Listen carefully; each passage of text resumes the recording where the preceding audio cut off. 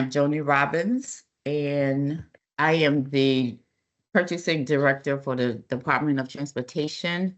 And I like to share just a little bit about NCDOT. Everyone knows about DMV, and not always happily, but everyone knows that that's a part of DOT. We also have the ports. We have integrated mobility. We have the global transport park. Turnpike is a part of NCDOT, the rail system, highways, aviation, and we also have ferry. So NCDOT is a pretty vast department, and we cover, of course, the entire state. What we're going to talk about today are the rules of state procurement. We're going to talk about registering with the state. Of course, we're going to talk about electronic vendor portal or EVP. We're going to talk about purchasing methods, talk about seeking competition. What does that look like? Solicitation methods. How do we go about getting contracts in place or buying, purchasing goods and or services? And evaluation methods when we are doing, when you submit a request for proposal submission or response, I'm sorry, or a invitation for bid response. How do we evaluate that? We're going to talk about that, the award process. What does that look like? And also, we're going to talk about contract monitoring. We're also going to cover what's the difference between rules and laws and what is goods versus services. We're going to talk about, as it pertains to purchasing for the state, what does it mean when we talk about delegation and what about policy, and what are the different types of contracts. I like to start by talking about the hierarchy, the rules, which rule trumps, which is the top, and how does that flow down. So at the very top are our laws, which of course are enacted by our General Assembly, and they are called North Carolina General Statutes. And from those, we have rules that really enact the laws. How are we going to put those laws in place? And those rules are in what we call the administrative code. So, and then from the ministry, from those rules, how are we going to do it? Kind of identifies the course of action, like that the agency we use to make sure they're following rules. So that's really policy. And those are found in our procurement manuals. And then the Department of Administration also has a division of purchase and contracts, which has oversight over all agencies and universities and community colleges in terms of purchases over their delegation. And we'll talk about delegation in a moment. But PNC, as we call it, has a state manual, procurement manual, which is the hierarchy for procurement manuals. And then each agency, community college, university has its own purchasing manual, which cannot conflict with the PNC's manual for non-IT. And then, of course, Department of Information Technology has its own statewide IT procurement office, and they handle all procurements over a delegation that relates to IT. So each one of those, PNC and the state IT statewide office, have their own manuals, and none of the agencies' manuals when it comes to purchasing goods and services, IT or non-IT, can contradict those manuals. And so really at the agency level, what you're seeing is normally procedures, how you're going to complete the task. So the governing authority for purchasing for North Carolina, again, I talked to just a little bit about purchasing contracts. That's a part of the Department of Administration, and they oversee non-IT purchases of goods and services. That's over your general delegation. And general statutes that dictates how they do that can be found in the laws. The general statutes, the laws can be found in Chapter 143, Article 3. And for the rules around how to enact the laws, That is called the Administrative Code, and you can find that in Title 1, Chapter 5 for non-IT. And then in the middle column, IT, again, they have their own statewide procurement office, and they oversee the purchase of IT goods and services, and their general statutes can be found in Chapter 147. The administrative code related to IT purchases of in Title 9, Chapter 6. We also have state construction, which obviously covers the construction, renovation, or alteration of any state physical property, and the rules that governs how state construction procurement works are found in general statutes, those chapters that are listed there, 116, 143, and 153, and also the state construction office has a procurement manual as well. So who are your potential customers with the state? What are the opportunities for you to work with the states? And so they are huge. We got 28 executive state agencies. We got 58 community colleges. We got over 2,500 public schools and charter schools, 100 counties in the state, over 500 municipalities, and 16 public universities. So that is a huge amount of opportunities to do business with government. On this page, I just really like to point out that if you look in the second column, the type of agency, the cabinet, the ones that are identified as cabinet agencies, those are agencies whose head is appointed by the governor. So they serve at the place of the governor, and those that are identified as council, those are though the head of those agencies are elected, and those are the folks that we cast ballots for. And of course, I also listed the support agencies there as well. How do we identify need? I want to talk a little bit, move now and talk about that. And so some of the questions that the agency answers are, we need to know, what are you buying, right? How much does it cost? We're going to look at, do you have funding in your budget for it? And then how am I going to buy it? What process am I going to use, and what documentation is needed to do that?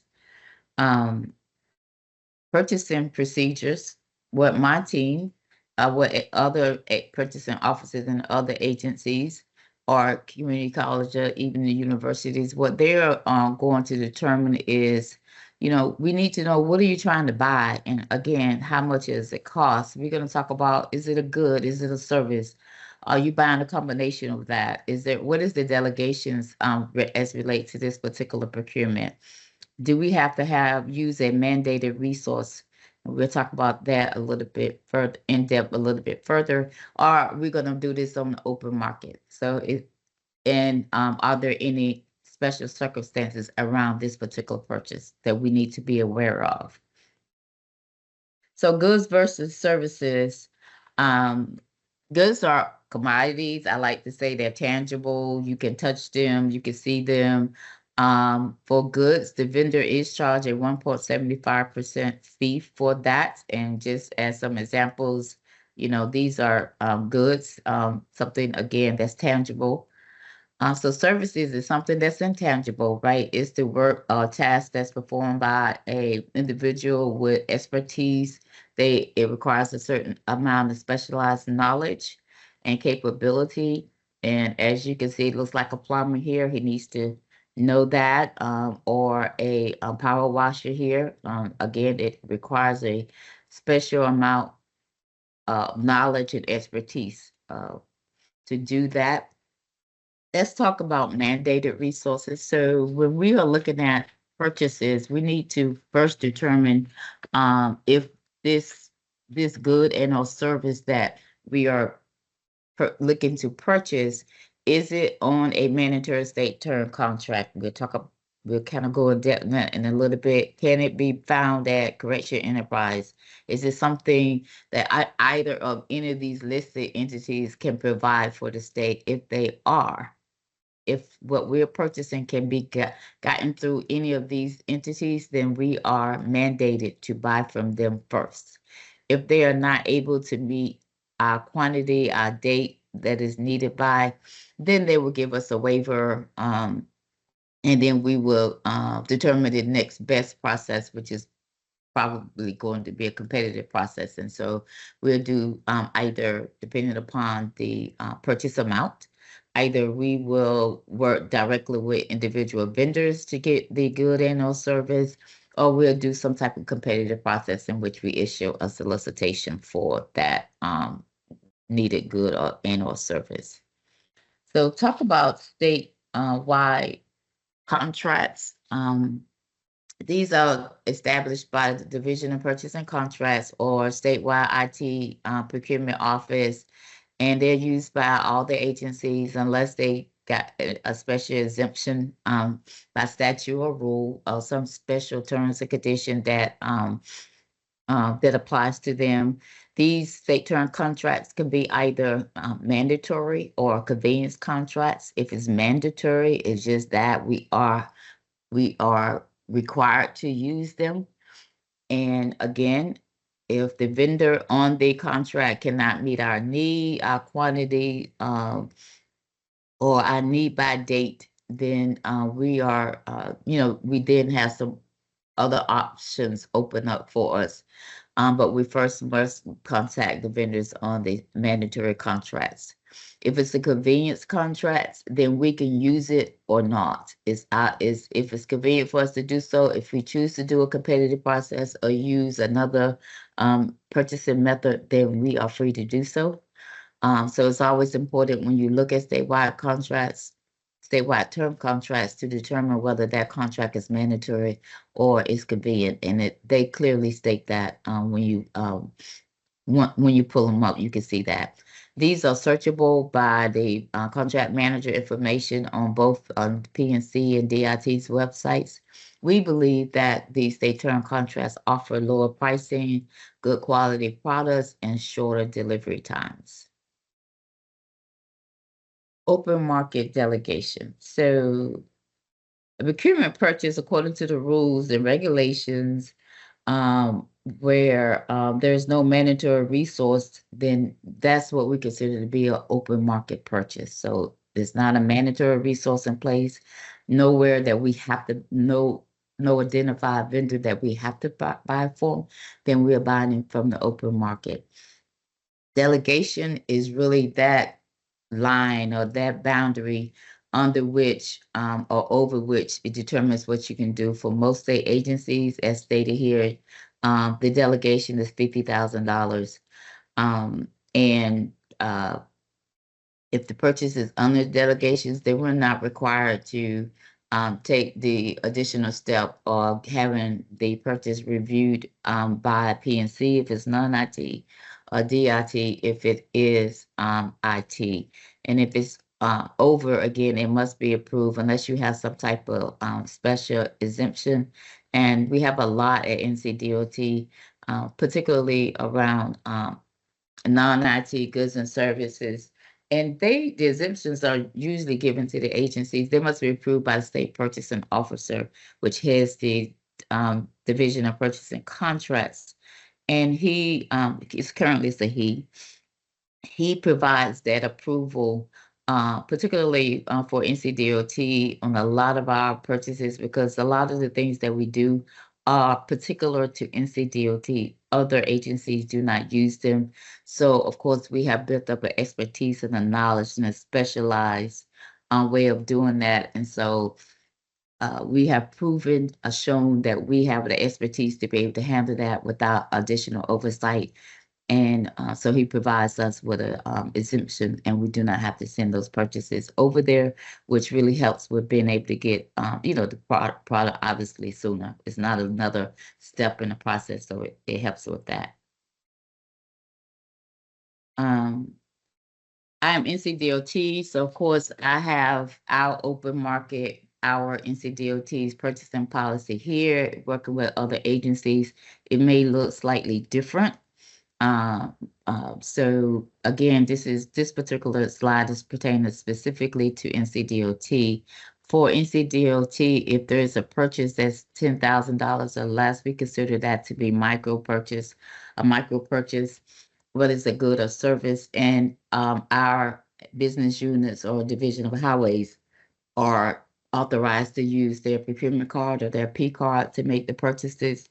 And many of those do not come through my office because, again, they're considered micro and they can just go out and make the purchase straight using the P card. If it's $10,001 up to $29,000, it's considered a small purchase.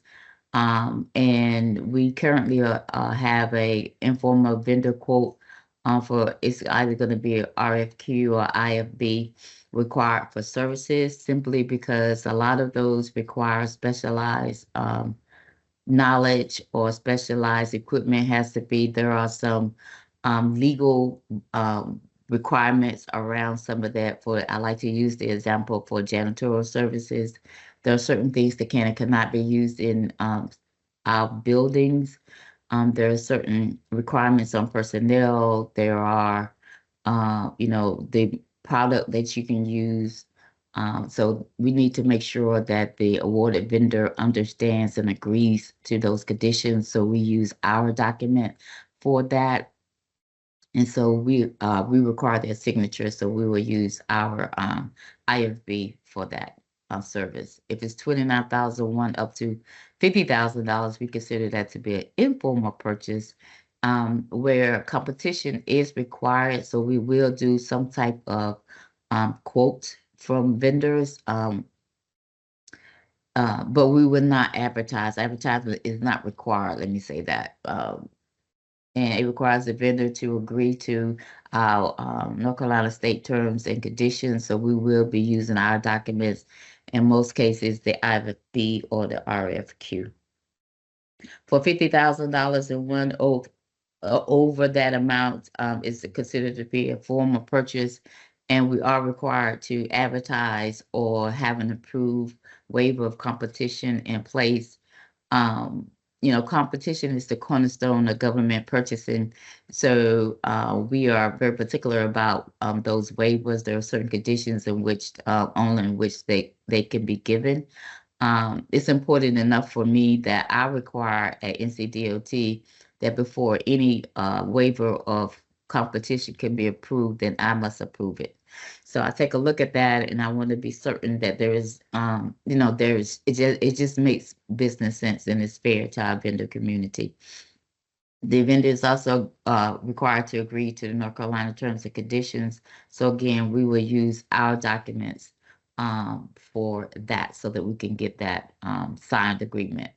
That's contract term is standard is 3 years. Anything over 3 years requires the approval of the state purchasing officer for non-IT goods and contracts that's estimated to be over $1 million. And at NCDOT, particularly, we do a lot of those. We have multiple contracts that are well over $1 million. But the point here is that both NCDOT, we have a legal team that we work within NCDOT to review all our contracts that's over $1 million, as well as for those contracts that have to be reviewed by Division of Purchasing Contracts. They have a legal team as well that will also review it prior to the award. And in some cases, prior to the solicitation, really depends on what you are purchasing. So a standard term contract. These are the basic definition of what a term contract is. Again, it can be mandatory or it can be identified as convenience. It's established for the use for all agencies unless you are exempted by statute or rule, as stated before. The benefits, again, we believe that is lower prices, good quality products, and shorter delivery times. There are also agency-specific term contract. It's the same basic contract, but it's specific to an agency. So for NCDOT, if I find that we have 14 different division of highways across the state of North Carolina. So of course, we do certain things that are common in all of the divisions, right? We buy asphalt. That's something most people know, right? For the roads, for the maintenance, for the building and maintenance of our state roads. we buy that. So we have an agency-specific term contracts for asphalt. But again, it's specific to NCDOT. These are generally done as indefinite quantity contracts, and they're really awarded based on historical data. And in other words, we use this often, and it makes sense to aggregate it together and put it on a agency-specific contract, because it would just save time across the agency for the use of that. Again, these are standard 3 years. Most of them are 1 year with 2 1-year optional renewals are required for any contract that's longer than that does require additional approval. Let's talk about contractual services. This really is talking about an independent vendor that we will contract with, who will come and perform a work or task that requires a specialized knowledge or skill or expertise. Janitor is an example that we use often, right? Landscaping, we do a lot of that. Security guards, we hire training instructors for different things. Those are just some examples for our consultant contracts. That's where they're required to have specialized knowledge, a level of professional qualification, some expertise on the problem or project that we are looking at. And they are not going to actually do the work. They are going to provide us with an analysis or advise us on formulating some type of improvement or in the program or the service that we are looking at. And consultants contracts are required to be approved by the governor's office. And of course, anything over any contract for services over $600, we are required to submit a 1099 form for it. Just a little bit about NC Department of Information Technology. Again, you see their general statute is in 143B, section 1320. And of course, they buy hardware, software, they do subscriptions, they have, I don't know how many license agreements in place. And of course, they deal with data, right? And so they do have an overarching procurement office as well. And they also do, as you can imagine, security reviews. So talk a little bit more about waivers of competition. As I stated before, this is where we are going to purchase something other than competitively bidding the purchase. There are some of the most commonly known waivers of competition is sole source. We can only get it from one supplier, right? Or the owner, the proprietor of that service or good only allows a particular vendor in a region to sell their product. So we have to use, while we could get it in another region for a vendor in our region, the owner, the proprietor, has identified only one vendor that is allowed to sell his product, right? It's brand specific. We need to have a particular brand for the good or service that we're looking for. It's an emergency. Obviously, if it's an emergency, it is life or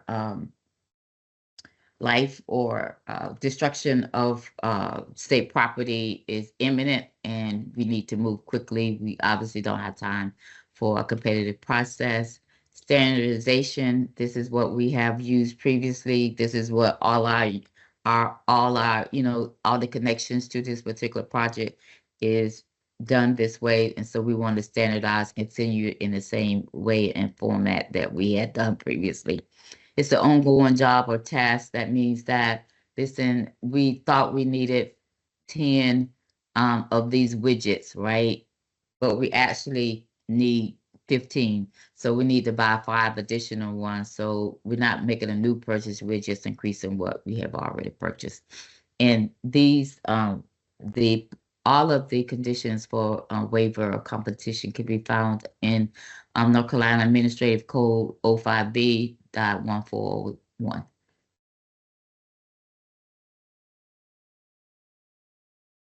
Are there any questions?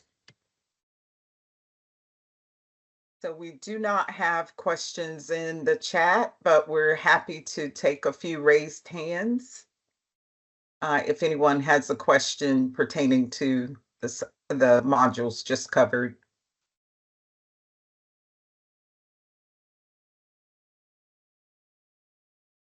And if not, oh, I think we have one hand raised here.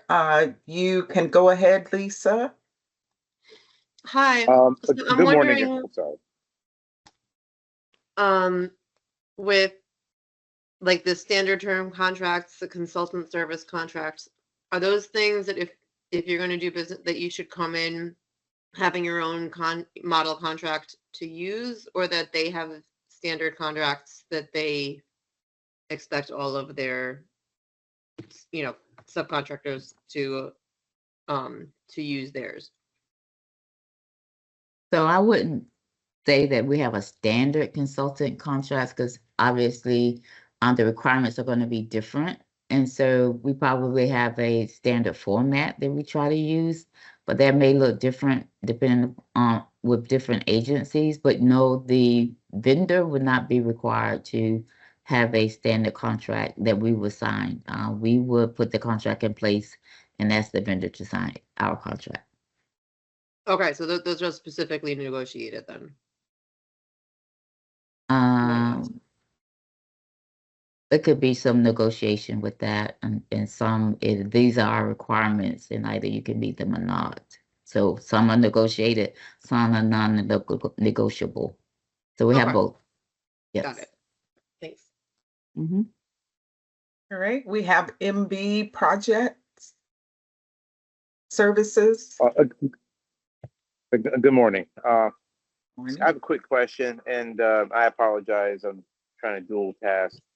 Pertaining to the IT, North Carolina IT department, am I to understand they have a separate process as to when they're looking for either consultant services or suppliers, or is all that stuff still going to be found in the same location on the website?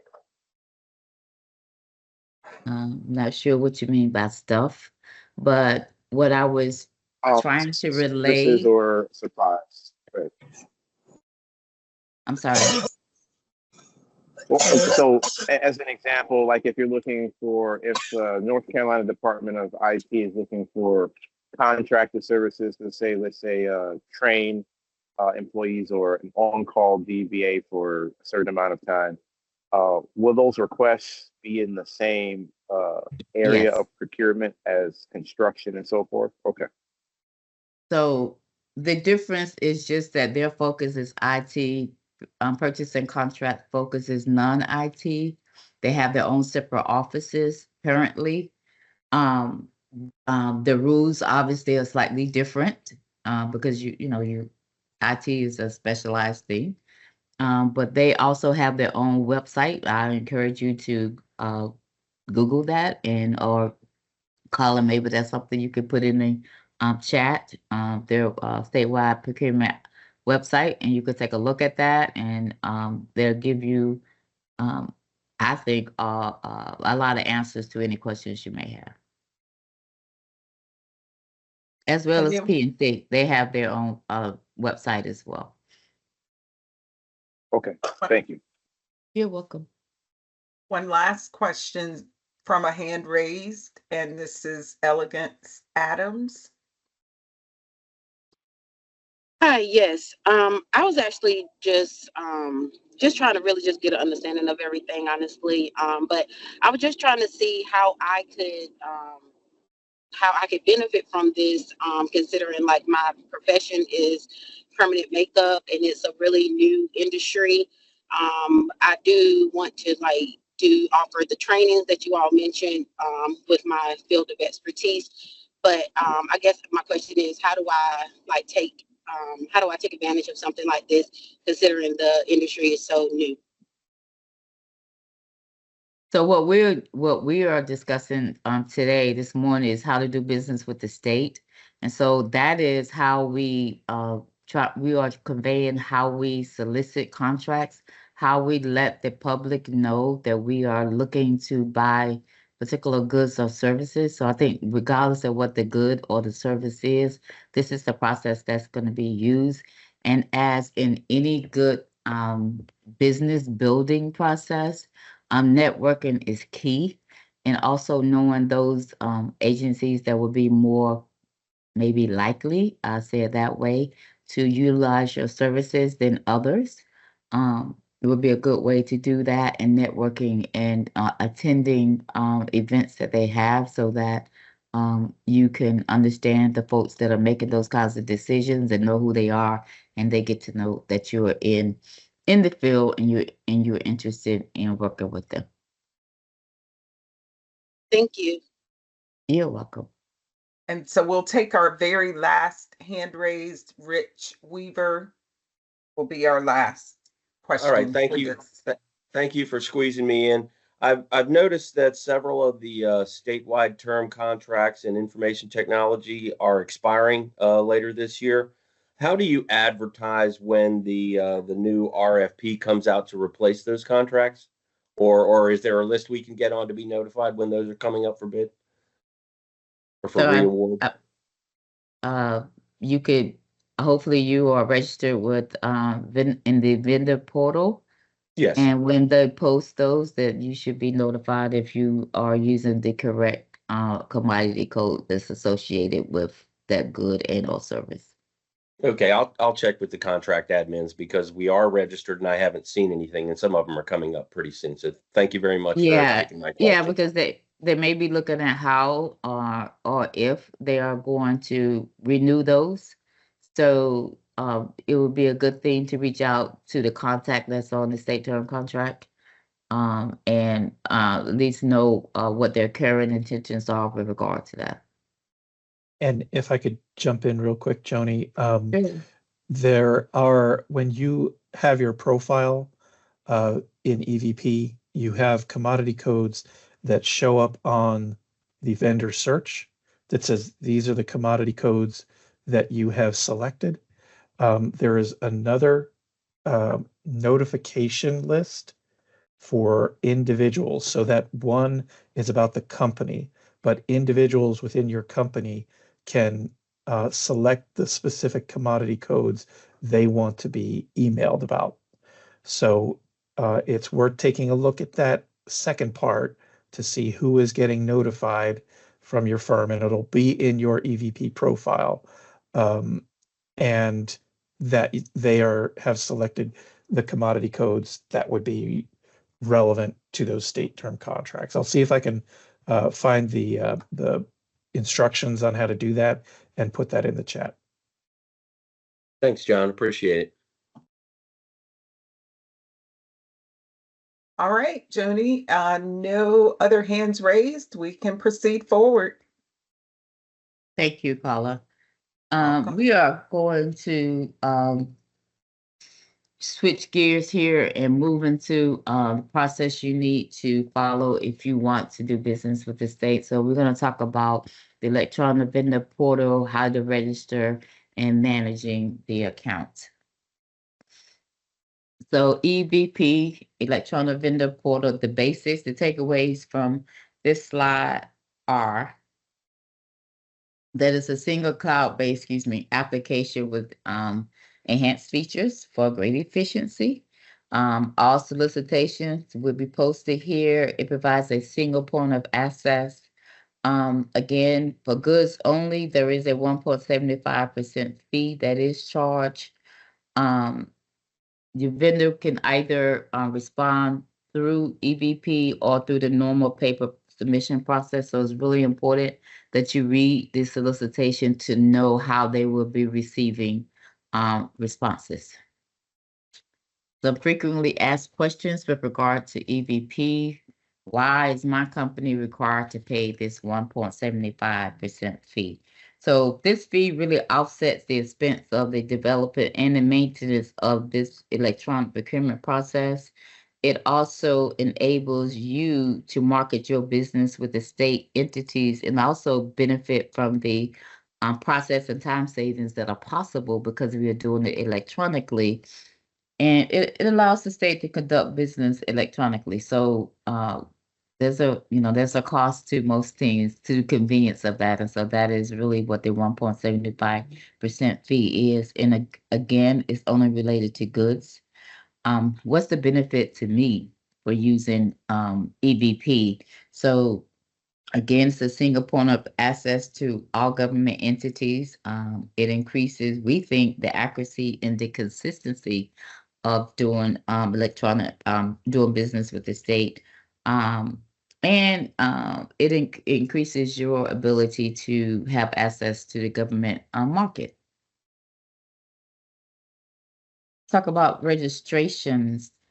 To start the EV process, of course, you're going to need internet access.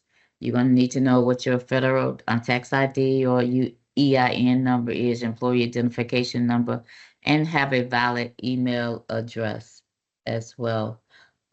You see, you're going to get a copy of this presentation. Carla will send that out later. But you see there's a link there for the login page. And you'll be able to, if you're not registered, to register. And there's a help desk information that's provided there as well. If you have some questions while you're trying to use it or get into the system. So the EVP is free. Start with that, right? It's free, and it's an automated system. It keeps your information. It allows you to keep your information updated. So it's really important that you make sure your contact information is updated. Please know that this is the information that the government offices use when they are not advertising a procurement purchase, and they are going directly straight to the vendor for the service.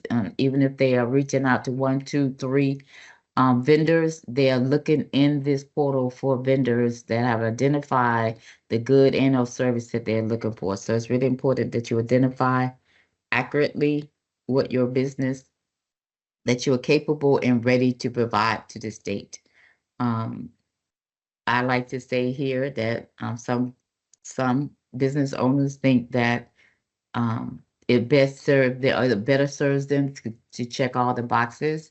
I say that that's not a wise decision because it is unlikely that you're able to do all those things. So I, as a purchaser, if I go in looking for a particular vendor to do a particular thing and I see one that's checked, so I have no idea what you really can do. So I'm going to skip you and go to someone else who has identified something that seems to be a little bit more reasonable, right? So it's important that your information is kept updated. It's important that you identify accurately what it is that you're ready and able to provide your good and/or service to the state.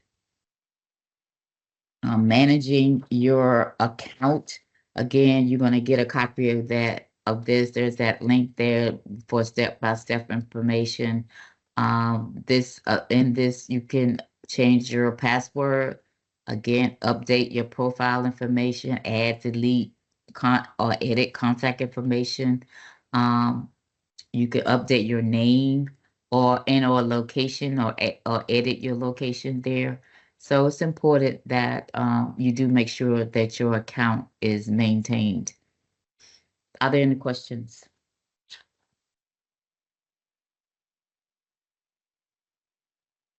I have a question. Sure. Go ahead. Sorry, Paula. Oh, I'm sorry. Go ahead. So whenever we are in like networking events or in the process of trying to do B2B for these contracts, what materials or verbiage should we try to utilize to make us best stand out to show that we are the best candidate for the project? If I'm understanding your question, then I think that would be a great time to use your elevator speech, right? You don't have one. Have one prepared, right? Know what you're gonna say, get to the point quickly.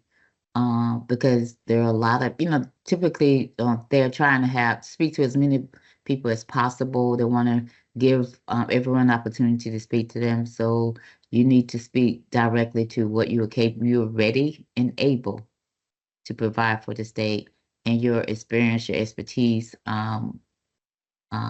Have, if you're at these events, make sure you ask questions. Make sure you make make sure you let them know that you're in the room and you have a certain level of expertise. That's what I would do. And I make sure I talk to them. Other than, hey, how are you? Right? Let's talk about business.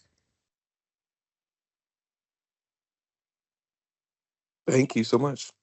You're welcome. All right.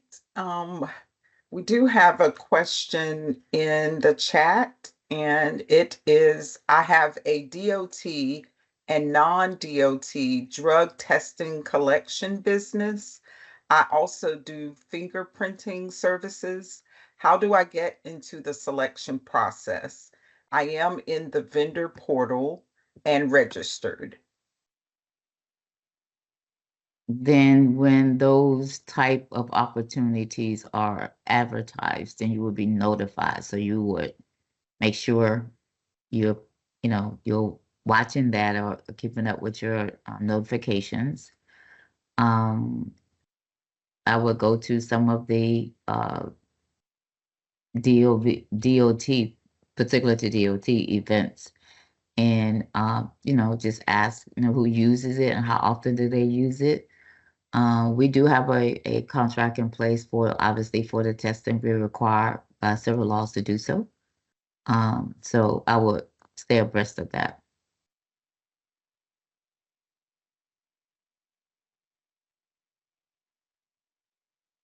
Next question. I am registered as well. Am I correct to say that this platform would allow me to deal with construction contracts?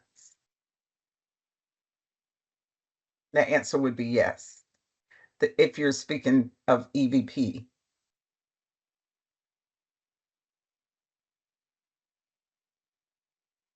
And so no other questions in the chat, and no more hands raised, Joni. So I think we can proceed on. If there is a question in the chat, we'll address it.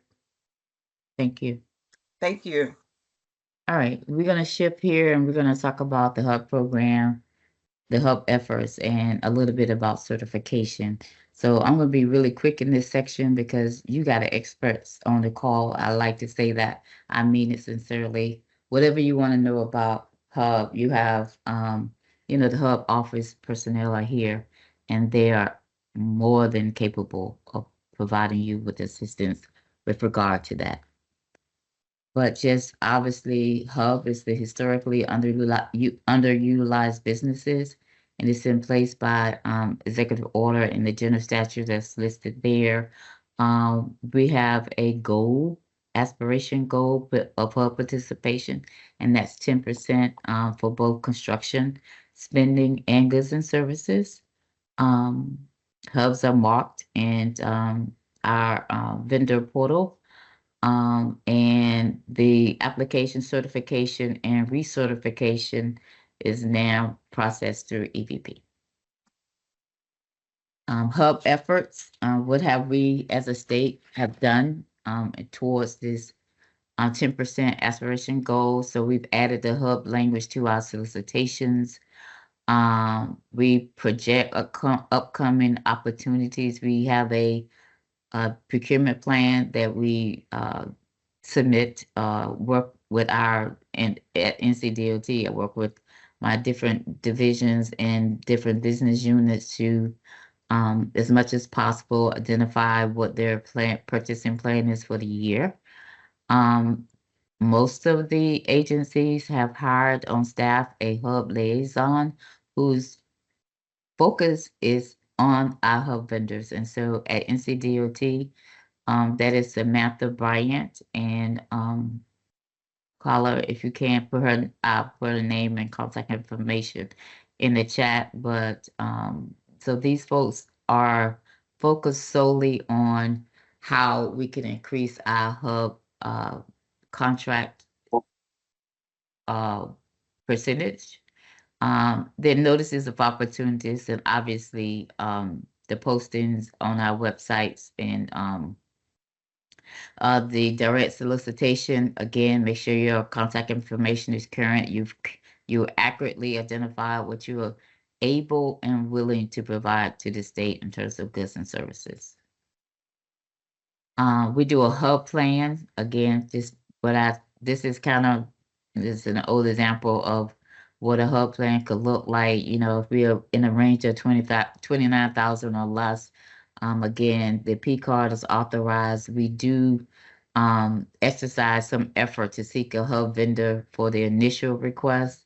One of Samantha's goals is to work with each individual division and our business units to see what are they using the P card to buy, and are there any opportunities there to utilize a hub vendor in that space. In the open market range of $29,001 up to that $50,000, a minimum of 3 quotes are required. Again, you have to agree to the state terms and conditions, and at least one of those quotes need to be from a hub vendor. That is our goal. But I would say this, that if we reach out to you, you have to respond. You have to respond. Because, you know, we are meeting the needs of our internal customers, our divisions, our business units. They need that good and or service by a specific time. So we need to keep the process going. So we need you to be responsive to requests for quotes when you receive those. Or when it's solicited, let's talk about the open market. So it's $50,001 and 1 cent and above, then it has to be advertised, or as I stated previously, you have a approved waiver of competition in place. We try to at least do a direct solicit with a hub vendor to let them know that it's out there and ask that they, that they submit a bid. Standard hub language is added to our solicitation documents. The process, the certification process, you need to register on EVP. Obviously, you complete the appropriate application for your business, and you provide really the required documentations. There are 3 possible applications. You can only fill out one, the one that makes sense for you, the appropriate one. Fill that one out. Those are the 3 that are available. And we do have reciprocity certification options as listed there. The required documents for all of the applicants are what you see here. Your signed statewide uniform certification application, you need your work experience resume, proof of citizenship, proof of ethnicity, copy of your professional license if it's required, etc. Again, the list continues of what is required. You will get a copy of this presentation, so you'll be able to, at your leisure, be able to take a look at these. 2 letters of reference are required, so make sure that your reference are known, that you are using them as a reference, and they are ready and able to provide the information to you as needed. The business structure required documents. If you're a corporation, those things that are listed there are additional information that you have to provide as well. If you are LLC, a limited liability corporation, which includes the PLLC, those are the articles of organization and operating agreement are required if you're a partnership or if you're a franchise. So please make sure that you are providing the required documentation. Are there any questions? We do not have questions in the chat. but we'll take a raised hand or two if there are questions.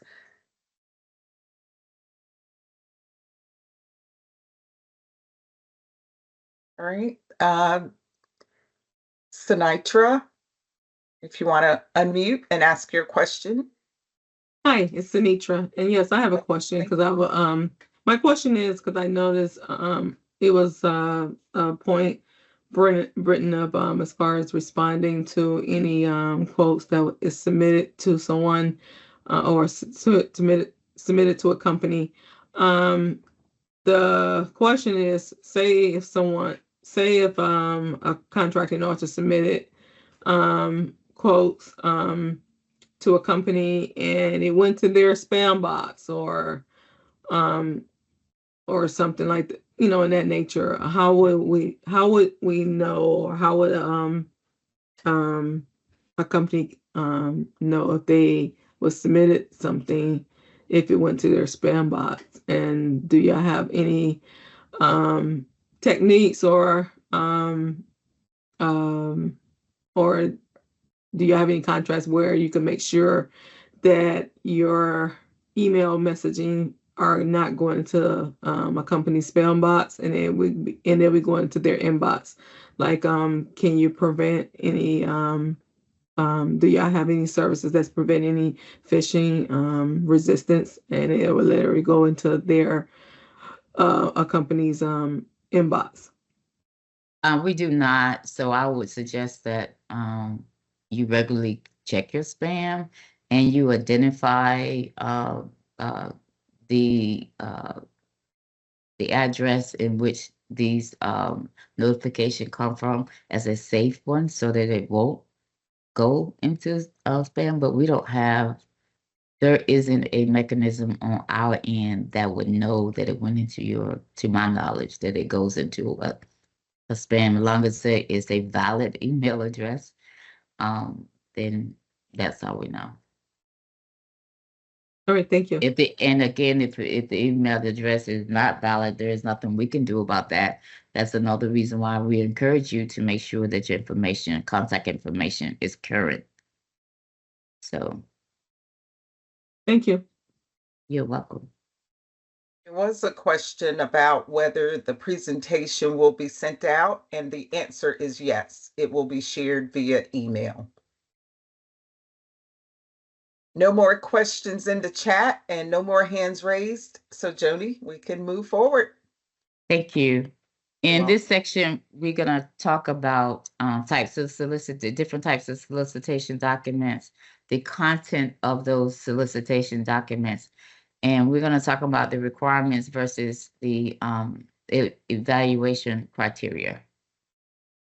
So in solicitation planning, the required information to provide it to purchase. And so what we need from my end user, be it a division, be it one of our business units, they need to let us know, they need to identify the need and define it for us, right? So we're not the subject matter experts, so they need to give us some pertinent information to help us understand what we're purchasing, gather the information, develop the specifications and the scope of work. Again, we're not the subject matter experts, so we need that type of information from our end users. Purchasing will review and authorize. We're going to provide the authorization of documenting the processes for procurement. We're going to prepare the solicitation document, either post it or we're going to send it directly to vendors. Purchasing part is mainly the management of the accurate solicitation development. We want to make sure the information is sufficient that's in there, that it's accurate, and that it provides enough information that it is reasonable to expect what we're asking for to be able to be recognized, identified, and provided. We also are responsible for the actual solicitation of bids. So we manage the solicitation process, and we also manage the award process, which is really the evaluation and recommendation process. For vendor, direct quotes, that's really our EVP tool, and it's for goods or services, for purchases up to $29,000. The purchaser or the buyer is able to select from a list of registered vendors. Another really good reason why you want to make sure you have correctly identified what you are able to, the good and or service that you're able and willing to provide to the state.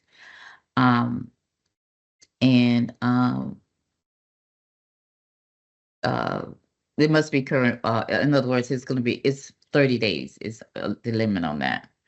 The IRQ, which is another EVP tool, which is informal request for a quote. It's for goods and services as well. We could use this one for up to $50,000.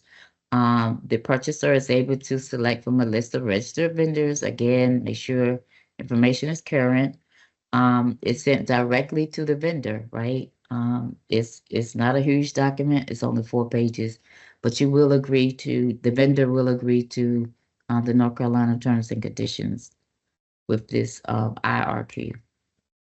The RFQ, which is the request for quote, it's a solicitation document that's normally used for non-advertised procurements. It's sent directly to the vendor via email. You agree to the vendor agrees to the North Carolina terms and conditions. It can be used for seeking competition. Generally is up to $50,000. You can respond via fax or email. It is true some agencies do the fax. I am not a personally fan of the fax simply because, and I do not allow my team to accept fax responses.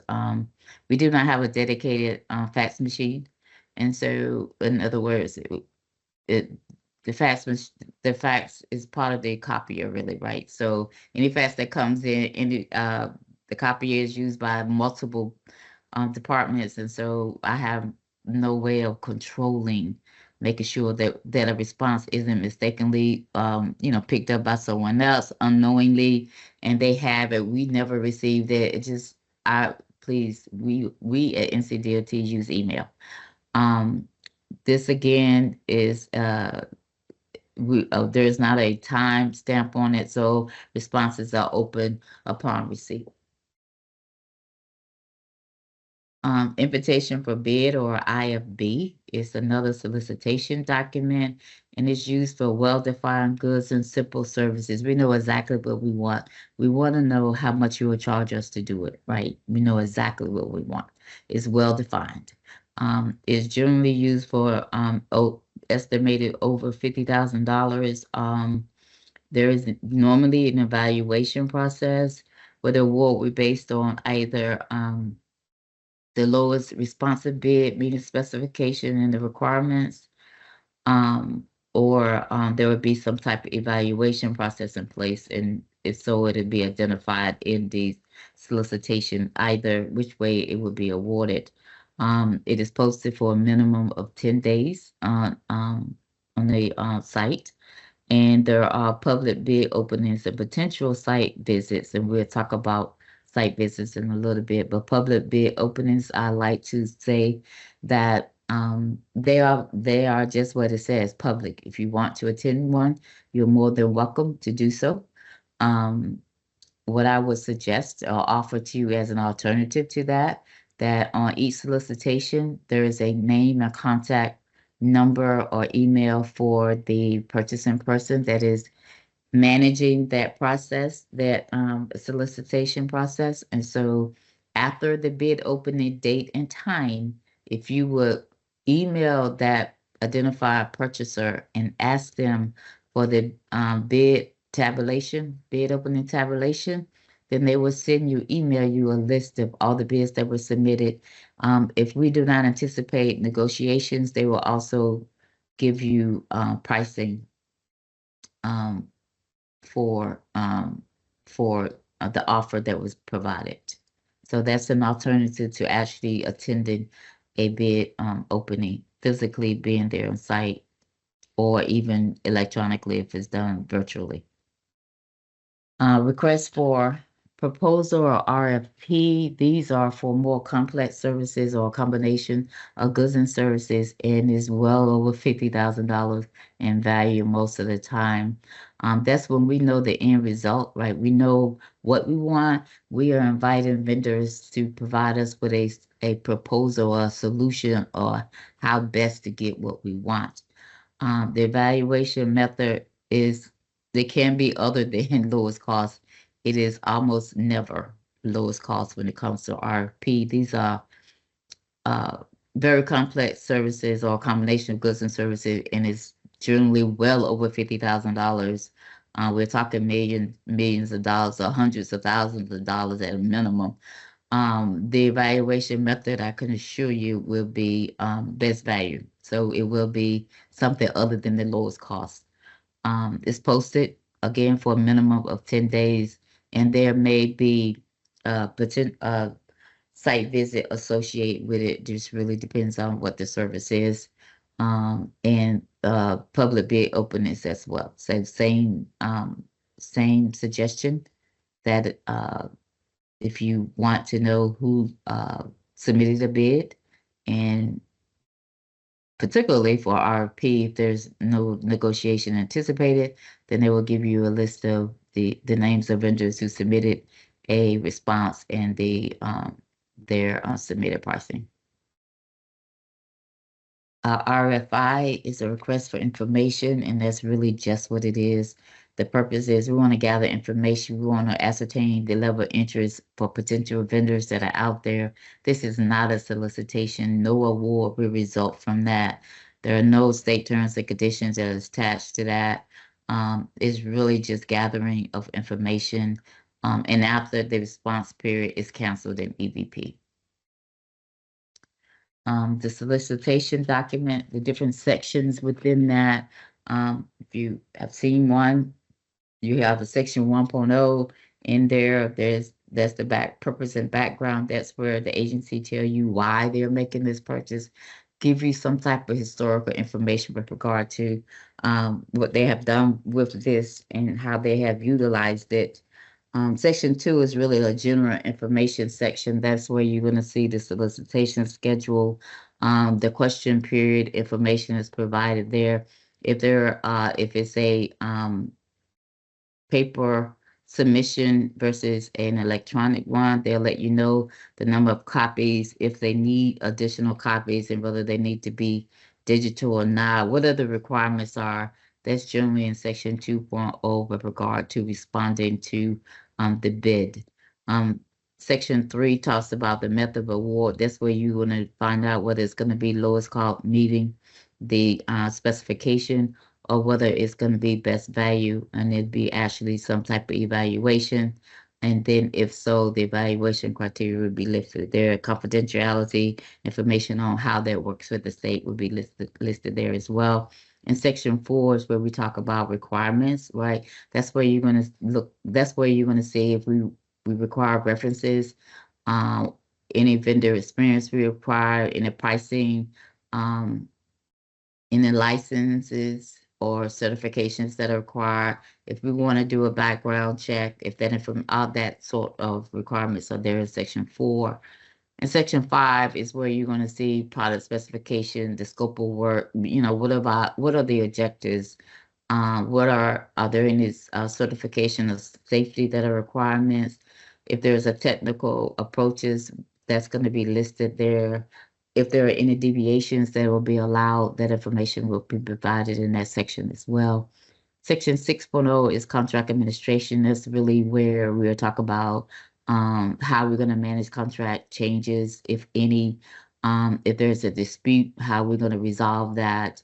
We're going to ask you for the identification of your, particularly for our bigger purchases or contracts, we're going to ask you for identification of your project manager, and if there is any reporting that's required during the contractual period, that information will be listed there as well.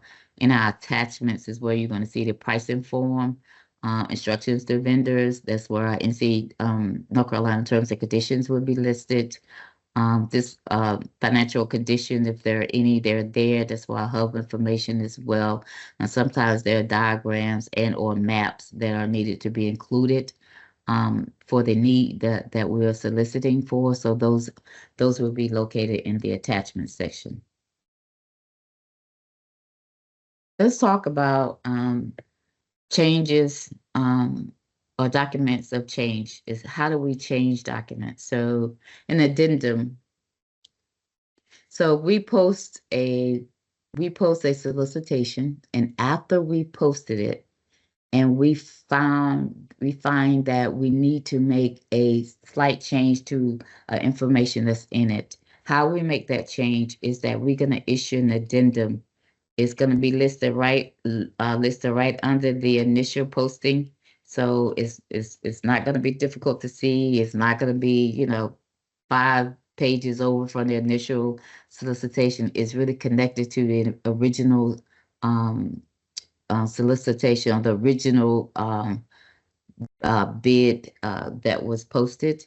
And we also use the addendum where, as I stated, there's a question period for bids that are advertised. There's a period of time in which you can ask questions regarding the what we're asking for. And then once we, for instance, if I had posted a bid and today at 2 o'clock was the deadline to submit written questions. Today, when 2 o'clock comes, I'm going to take all the questions I received, put them on the table. All the questions in one column, all the responses to those questions in the second column.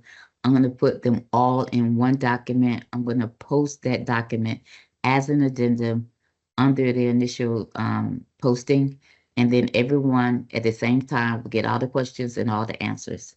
So I do not advise you to call the person listed on the solicitation document and ask your question verbally. They should not answer you verbally. They should direct you to send your question in writing, email the question to them. But just so you know, should they answer you verbally, that is not legally binding on the state. If you want their response to be legally binding, you must submit your question in writing, and the addendum makes it a part of the solicitation document, which is in the end of the day, in most cases, will be our contract, in which when you submit it, you will have signed it. When we select your submission as our award, we are going to sign it. That is our contract. So the addendum will be a part of that contract. So any information in the addendum, your question, our answer, makes it legally binding on the state. So I encourage you to make sure that if you have questions, that you do so in writing and send it to by the deadline of the date and time. Time is also added, so not just the date, but the time in which you have to submit those. Requests for clarification.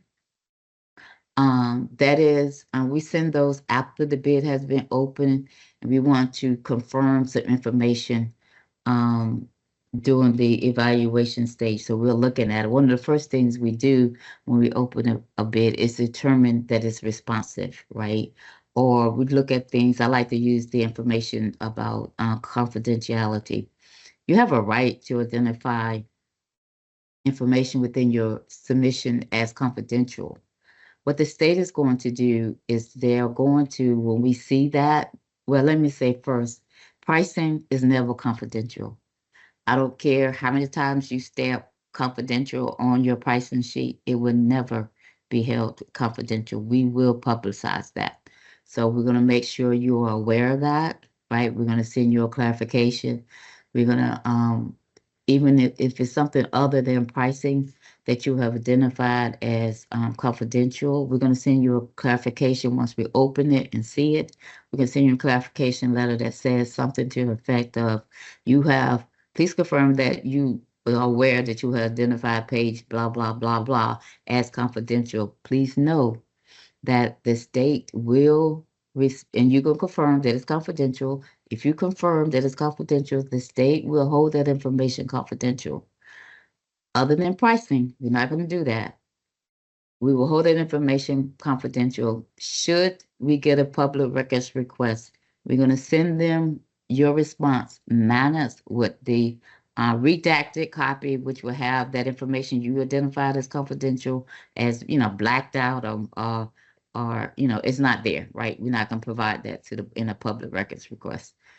If we are challenged in court or challenged about whether it's legally confidential information, then in our clarification letter, we're going to tell you that that's your job to defend that in court. The state is not going to go to court to defend whether your information is confidential or not.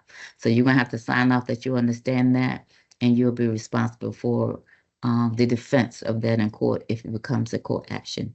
Best and final offer, or BAFO, as we like to affectionately call it, that is used, that's a negotiation tool. Again, the solicitation document is generally, most cases, used as the actual contract itself. If we go into negotiations with you, some information is going to be agreed upon that may not have already been included in the solicitation document. So we can add that we are going to document that agreement in this best and final offer document, right? You sign it, we sign it, it becomes a part of the contract. And so that makes it legally binding on the state's behalf and on the vendor's behalf. Again, that is only used during the, if we are in negotiations. Amendment, that is if there's any changes that need to be made to a contract after the actual award. Submitting a bid or a proposal is really important that you read the entire solicitation document carefully, right? You want to make sure that you sign it, that you understand, and that your signature means that you understand and you're agreeing with what's in that document.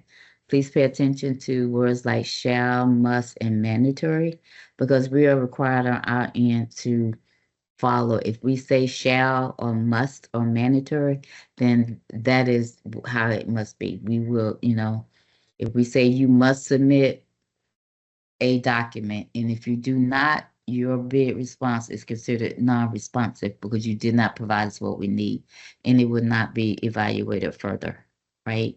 If something is mandatory and you do not provide it, when we look at when we initially open your response and it's not there and we have identified it as mandatory, then your response is non-responsive, meaning you did not provide us enough information that we need in order to evaluate your bid. So it would not be evaluated further. So it's really important that you read the solicitation document, and please, please, please make sure you sign it. If you submit your document unsigned, it is not a legally binding offer.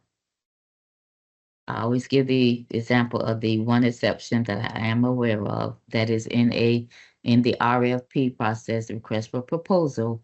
One of the requirements there is that the vendor, submit a separate sheet of paper in your document in which you are agreeing, providing some, really oversight information, agreeing to the initial really gist of what the proposal is about, and you sign and date that document. If you sign the date, I have seen legal say that is your intent to contract with the state. That is the only exception. I always say it is 9.999 times out of 10 that if your document is not signed, it is not a legal binding offer. We will not consider it further.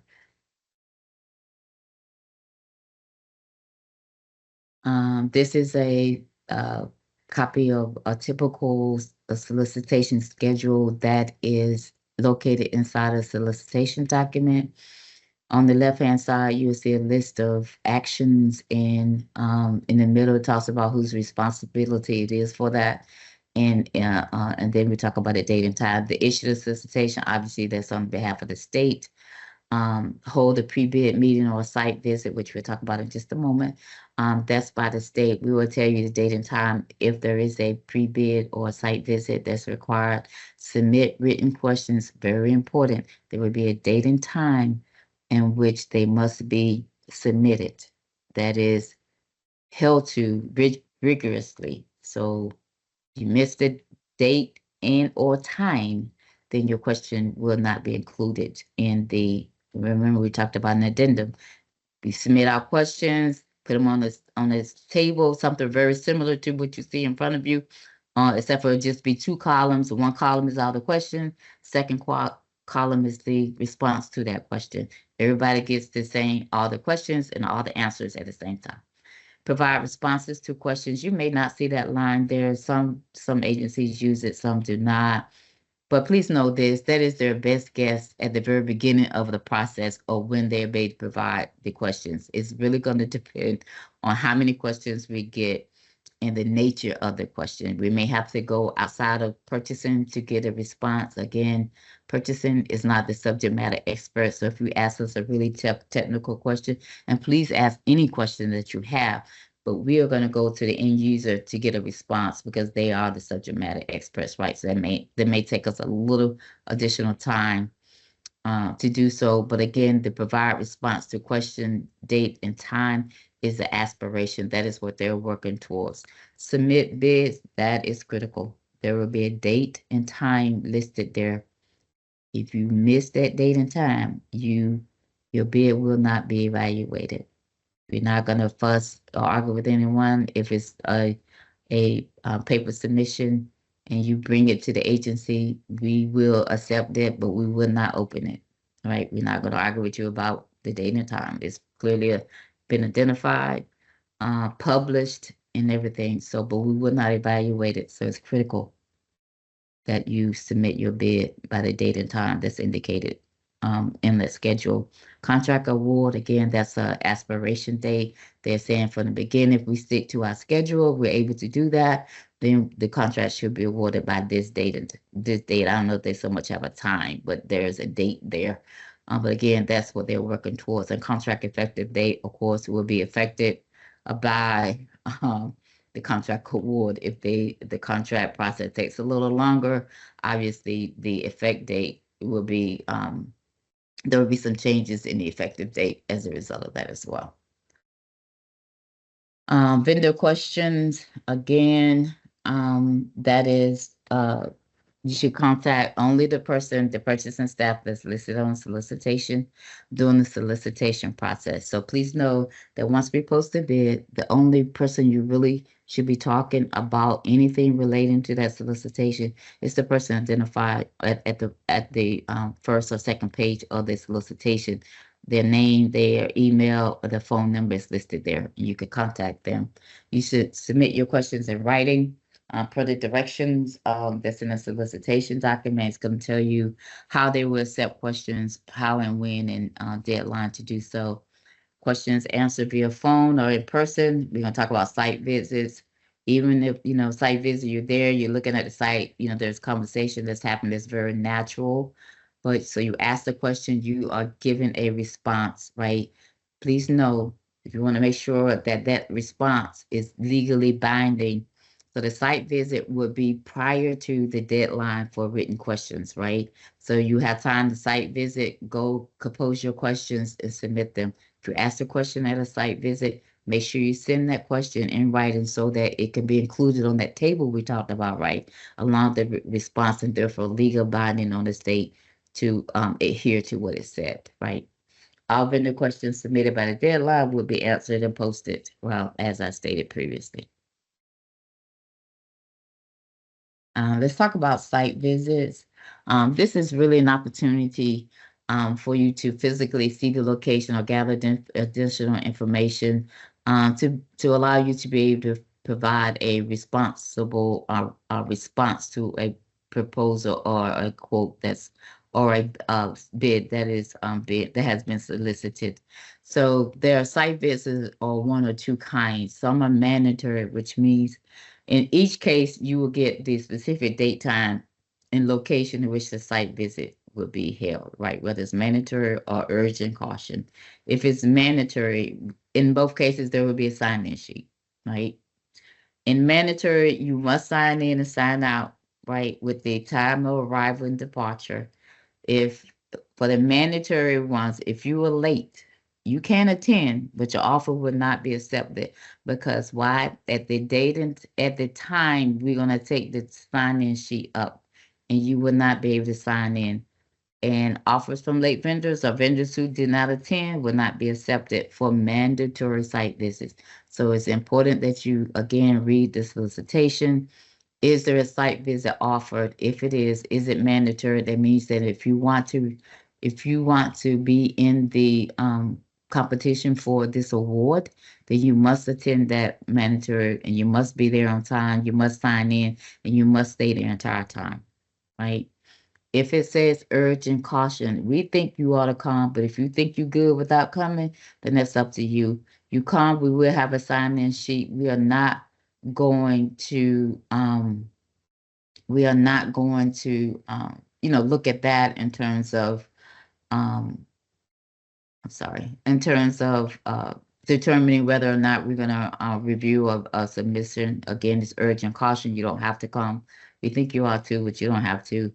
Late vendors, you can come, attend. Attendance is not a requirement, so we will accept all offers that come in if it's identified as urgent caution. But please make sure you understand if it's a site visit identified, which one is it? Is it mandatory or is it urgent cautioned?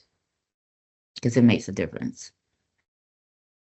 So your submittal instructions, again, read your document. It will tell you clearly what the bid submission process is that's used for that particular submission solicitation.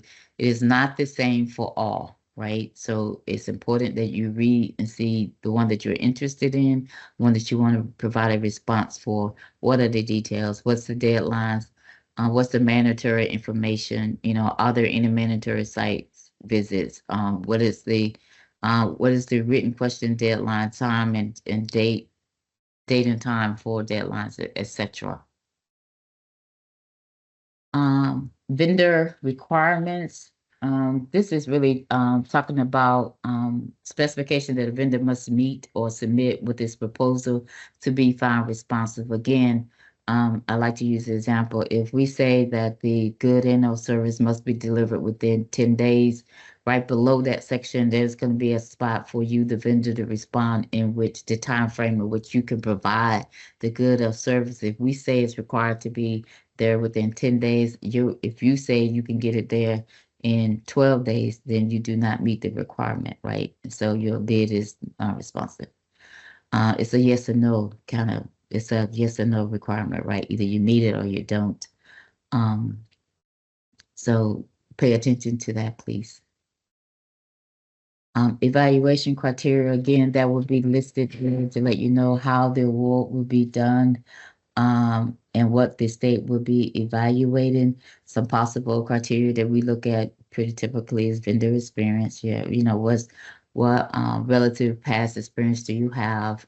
Staffing plan, who's going to perform the work? What's their level of expertise, professionalism? We sometimes ask for resumes of the persons who will be assigned to the project. What's your technical approach? How are you going to go about meeting the state's requirements? So those are just some examples of what we could consider be evaluating and criteria. So, but how the solicitation would be awarded.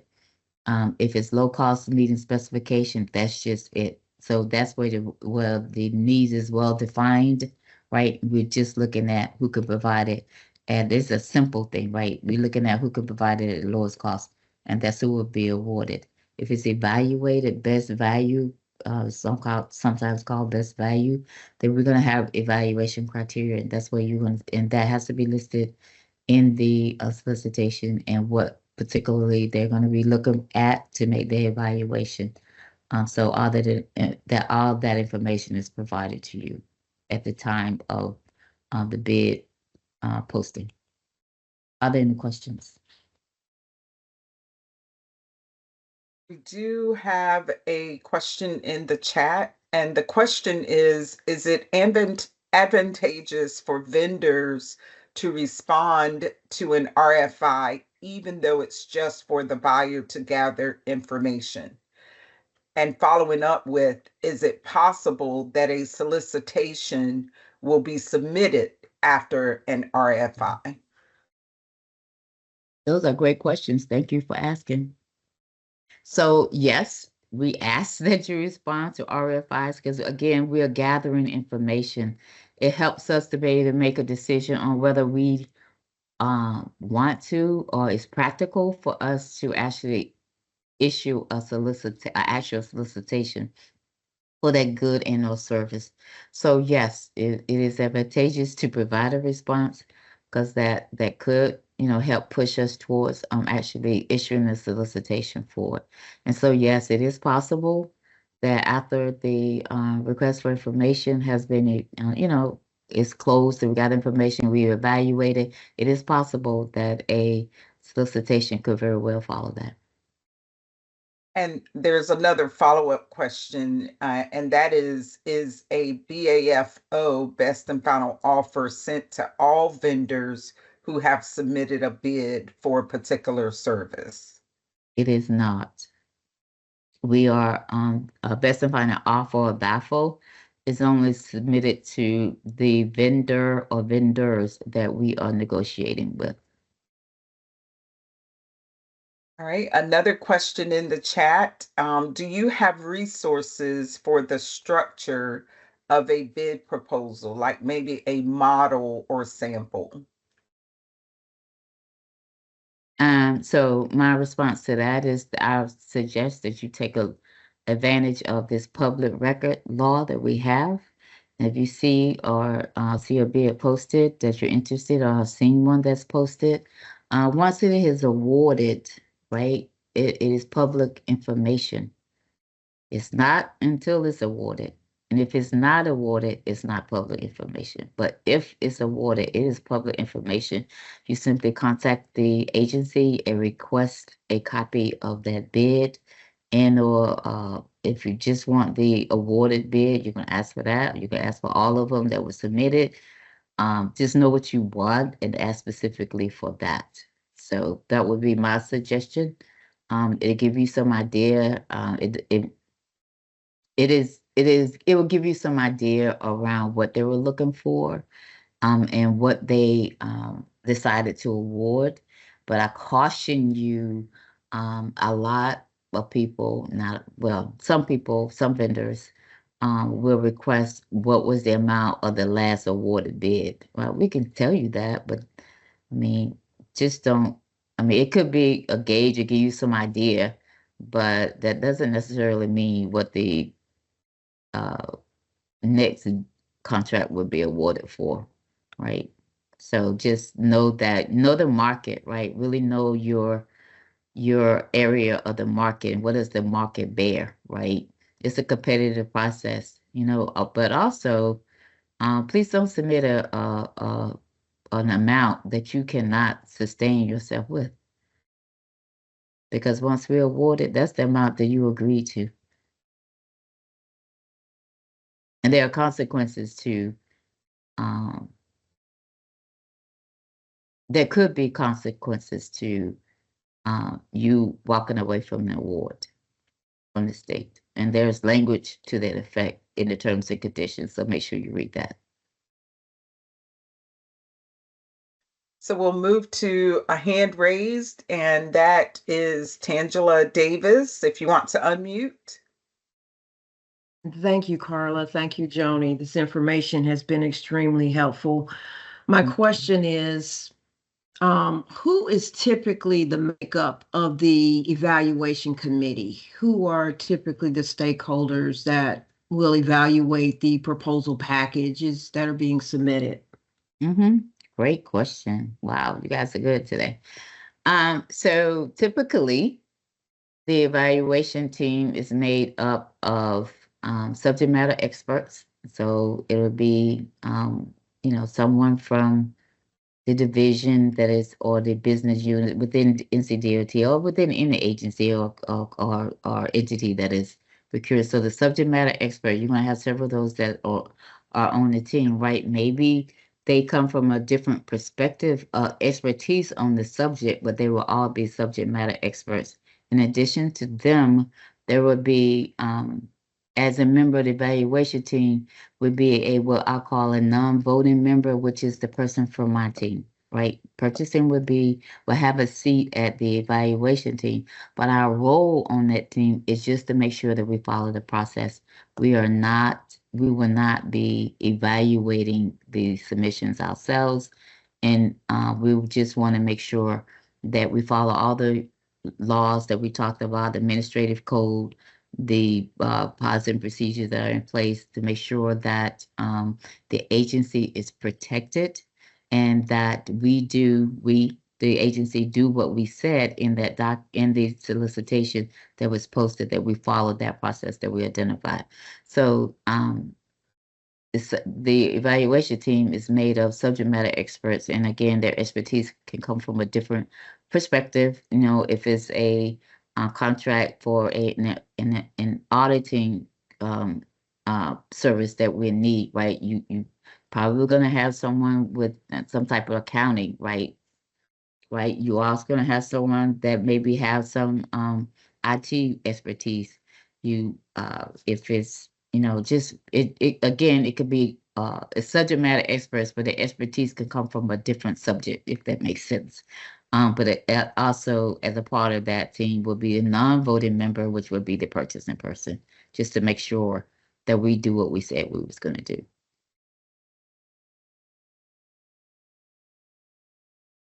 Thank you. Carla, can I ask one more question? Yes, absolutely.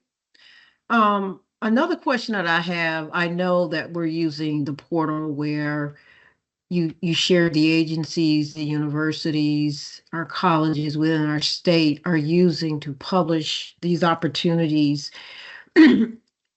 Are these individuals within their respective areas of procurement trained on the guidelines for posting or the notifications of addendums, or if there's an extension of a date change for proposal due dates? Can you give us some insights about that, the back office part and how that's navigated? In other words, does each agency, are they responsible? Do they have a procurement officer, a procurement or purchasing person that is responsible for helping to pull together with their respective internal customers the RFP or the RFQ and get it published out on the portal? How does that typically work? So so the end user, what we'll call the end user, it could be and for NCDOT, the division or the person, someone in one of the 14 divisions, or someone in one of our business units, right, will submit a requisition to purchasing, right? And in that, they will attach certain documents depending upon how much money are we spending, what are we buying, what are the documentations we need. That information is provided to purchasing. Based on the information, we're going to determine how are we going to proceed with this purchase. Is this a low dollar, low value requisition? Are we just going to need one quote, 3 quotes? Is this a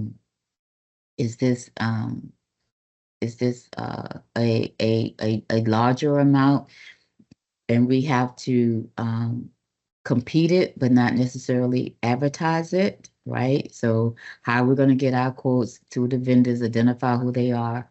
If it's over a certain amount of money and we don't have an approved waiver in place for it, we're going to solicit it. So we have to put together a solicitation document. It's assigned to someone on my team, and they have different levels of expertise. So they are 1, 2s, or 3s. And so depending upon what's required in solicitation, they're assigned by managers that are on my team to do that level of work. And so, yes, they have a level of expertise depending upon where they are in the process. And so, and they have an expectation, we have an expectation that they're gonna, they understand the procurement process and at their level, what is required. So, and we also have managers, right? Their job is to review their work to make sure these things are done and done in, using again, those administrative codes, the purchasing manual. So we have safeguards, if you will, in place.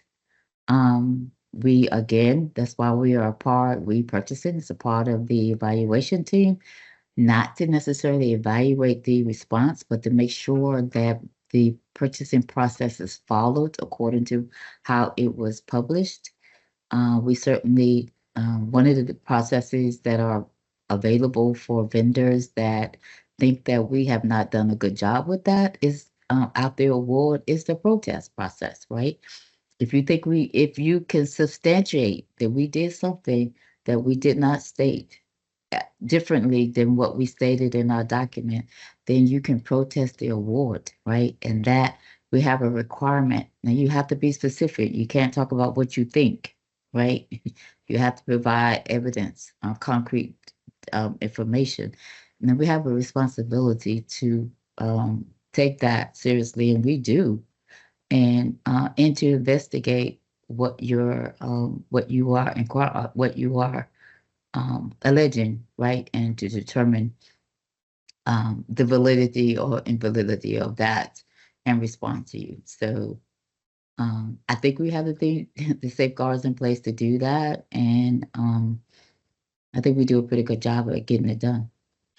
Yeah, we recently had an experience where there was a package submitted to one of our universities here in the state, and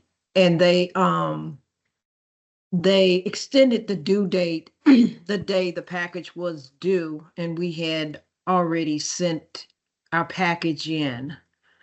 So I was Okay, so just that's curious. possible because we have one of the things. So competition again is the cornerstone of public procurement, and so what we want to encourage in competition. So, for instance, if my due date was today, whatever today is, right? What is it? The 18th, March the 18th at 2 p.m.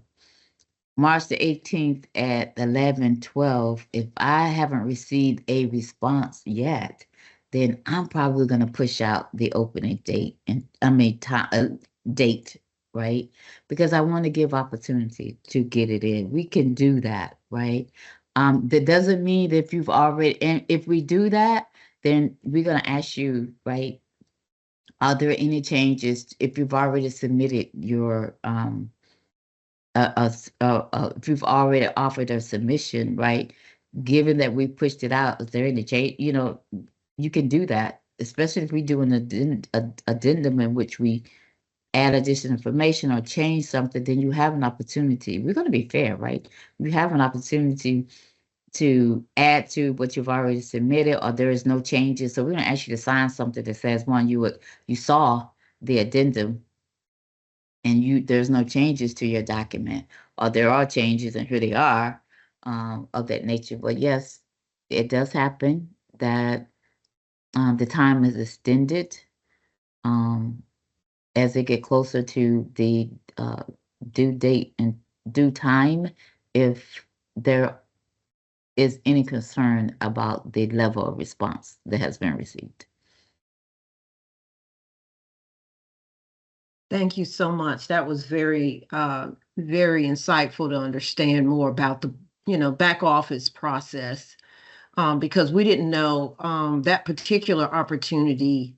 The extension was published the day that it was due, and that's what kind of threw us off, because normally, sometime when those extensions do occur, it occurs several days or a day before the actual due date, but it actually occurred the day of the due date. But nevertheless, we'll take a look if we're going to pull back or if there's been any updates regarding if we want to make any changes to our package that we submitted already. But thank you so much. This has been really good. And we've already done work on a state level before, but it's always great to have that refresher because things change over time. Sure. And it had been a while since I had gone through this type of orientation. Thank you both, or thank your entire team for this. We appreciate you. Thank you. I will add this. Let me add this. So I thought I spoke about allowing you to submit additional information. That is only if there's been a change in the if they only change in the date, the submission date and time, nothing else changed. So if you've already submitted it, right, there's nothing changed except for when they are going to do the opening. So you may not get an opportunity to change your bid other than, other than what you would normally have. So just want to clarify that, right? So just want to make sure I stated that. Thank you. And I'm going to ask this one last question and we'll move on. And the question is in the chat. And it is, can some RFI responses to the state be an opportunity for a sole source contract from a vendor potentially?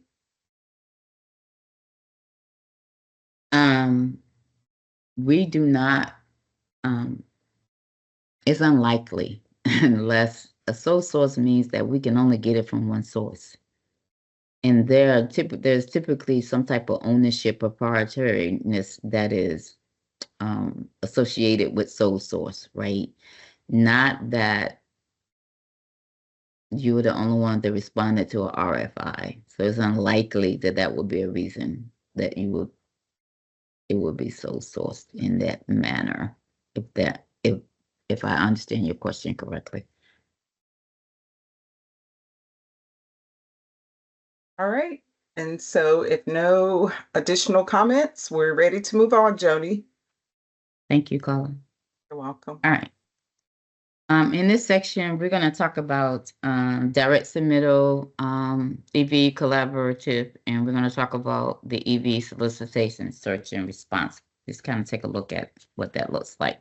So there are different ways or options to submit your proposal or bid submission. As I stated previously, it's really important that you read the document and understand how that particular document responses will be received and what the deadlines are associated with that. So our over emails, RFQs, some of responses are accepted that way. The IRQ must be current less than 30 days, those types of things. For the collaborative, the tool that's within the e-procurement, so you'll respond there. And by EVP, it can either be using, electronic submission or the old-fashioned mail way. So please make sure you read the document and understand how you are supposed to submit your proposal or your response. In the collaborative space, this is the informal quoting and price request information that's within the e-procurement system. We use it to obtain quotes for goods and services from multiple vendors at the same time. You are agreeing to the state's terms and conditions, and it's typically used for purchases up to $50,000. The solicitation, search and response. This is where we post formal solicitations. It allows the agency to seek open and fair competition, right? We're going to post bid tabulation pricing once bids are open, unless there's expected negotiation. So I talked about the fact that bid openings are public events, and you have every right to attend one should you wish to do so. But to save you, for your convenience, you also can contact the purchaser identified on the solicitation and ask them to provide you with that information, the bid opening or the tabulation.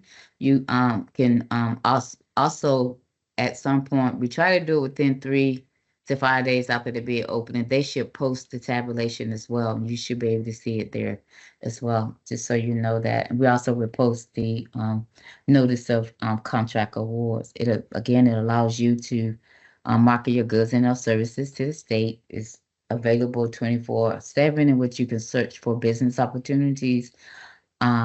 It has a free registration opportunity, and you also can view tabulations and award information there. This is really just a screenshot of the vendor portal, what it looks like. And it allows you to search and respond to solicitations there.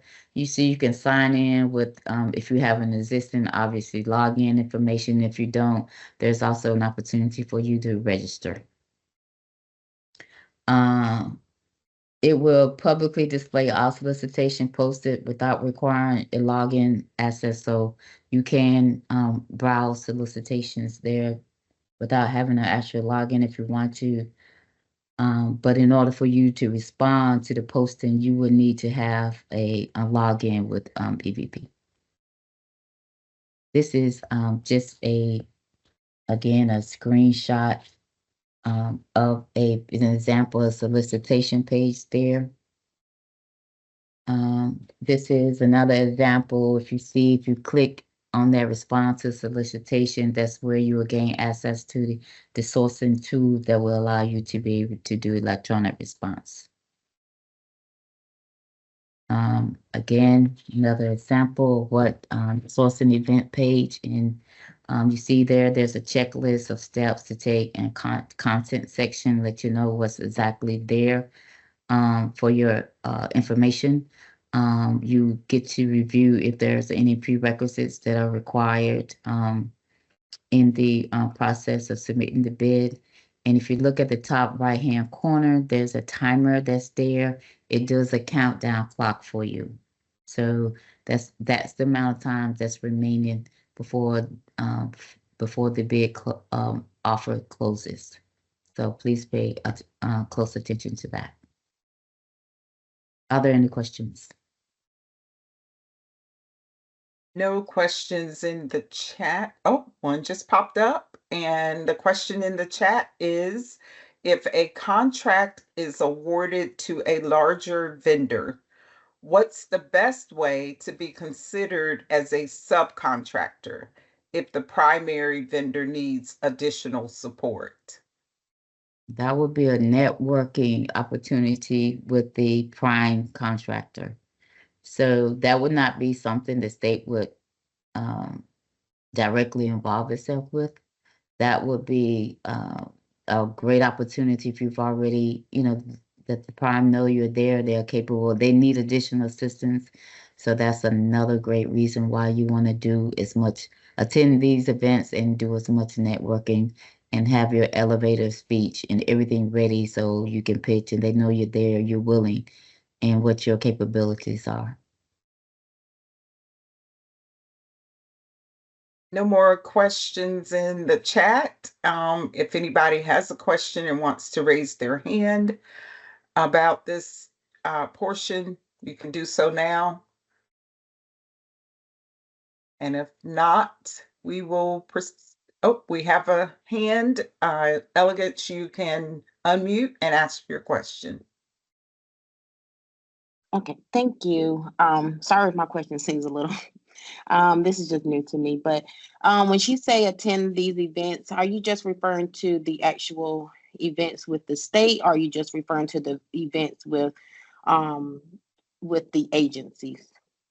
So I'm referring to the events with the agencies, because that's those are the folks that are really that you want to know, because they're the ones who make the decision with regard to the work and the contract and who they want to do business with based on the requirements, of course, and the criteria in which, particularly if it's a solicitation.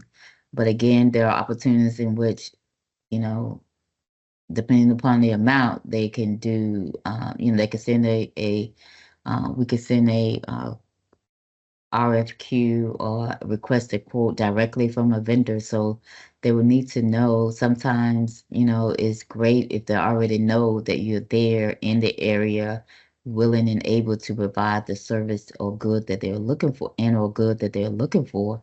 So if they have events, I know for the Division of Highways, they do different vendor,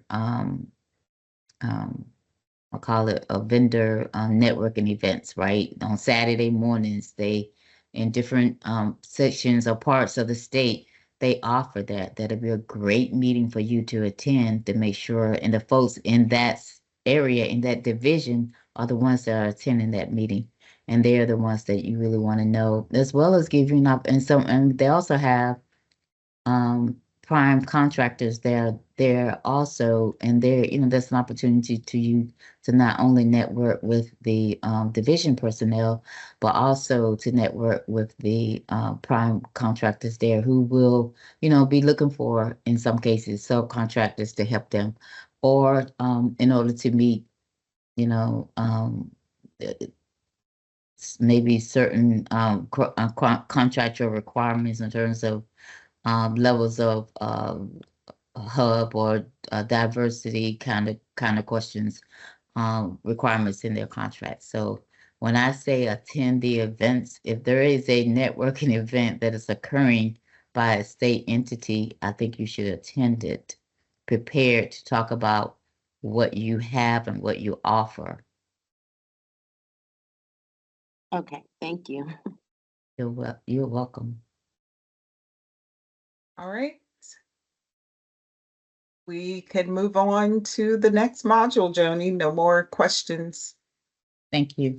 In this You're section, welcome. we're going to cover the evaluation process. Specifically, we're going to talk about bid openings, the evaluation methods, the reference checks. We're going to talk about Executive Order 50 and clarifications. Talked a little bit about these clarifications, baffles. A part of the bid and proposal opening, right? This is part of the formal bid process. We're going to publicly open it, a date and time and location to specify all the information that's going to be in the solicitation document. As I stated previously, late bids and proposals are not accepted. Even if we take it, we're not gonna review it. So it's imperative that your bid submission is on time. We will take for an attendance. That's just let us know who's in the room. Explanation of the evaluation process will be shared at that time of what's going to happen next.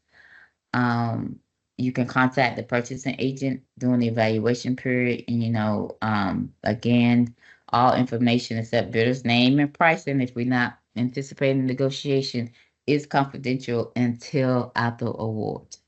The tabulations are posted with the names of the bidders and award and the amounts, again, if we're not anticipating negotiations. The evaluation methods, we talked a little bit about that. So it can be a couple, we can have lowest cost method, which is where we award to the lowest vendor that meets all the requirements of the solicitation. We have best value, in which we have really two ways of doing that. It can be either the weighted method, in which we are going to have weights that add up to 100, or for different components can have different weights. And so it's just a preference on how the end user prefers to do that. Or we can have the narrative method, which is really a written account of the merit of a proposal. Is usually characterized in such as strength or weakness. And so if it's a strength, it's really what you're really saying is that component of your proposal really enhances the potential of success towards meeting or exceeding the contractual requirements. If it's considered a weakness, then that we see that as a flaw that increases our risk that the contract performance is not going to be successful. So there are several different evaluation methods. Again, how the solicitation will be evaluated will be listed in the solicitation document. Reference checks, they're used to confirm whether a vendor has performed a service or offered a product of the same size and scope and job performance as what we're looking for. If we decide we're going to do reference checks, we're going to either do them all or do none, meaning if we have 5 bid responses, we're not going to check the references of 2, and not the other 3, or vice versa. We're going to either check all 5 or we're going to check none. Pay attention again to those words. If we say must, then we will, you must provide the reference. We'll make a decision one way or the other. If we say shall, then we will, we will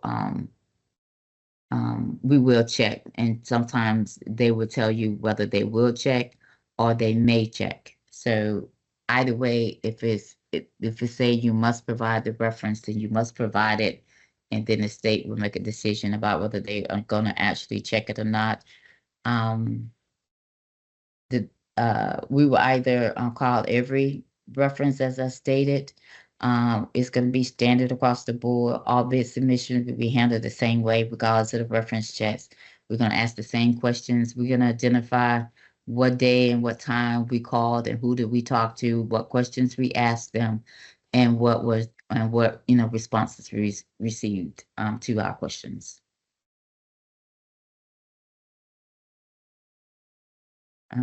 Clarifications and back. We kind of talked about that a little bit, so I won't spend a lot of time. Request for clarification is really if there's something unclear, or we want to make sure you understand. It's usually a yes or no, right? There's no.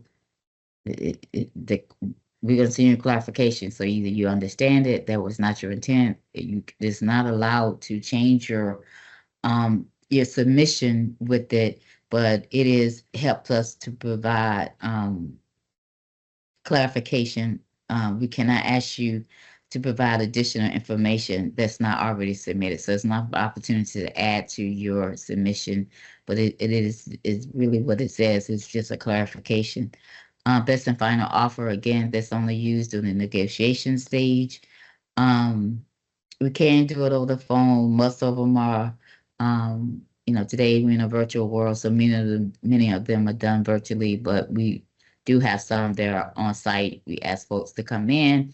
If we are in negotiation with 2 or 3 vendors at one time, then the other vendors are not aware of who we are in negotiation with. That's not information that we share.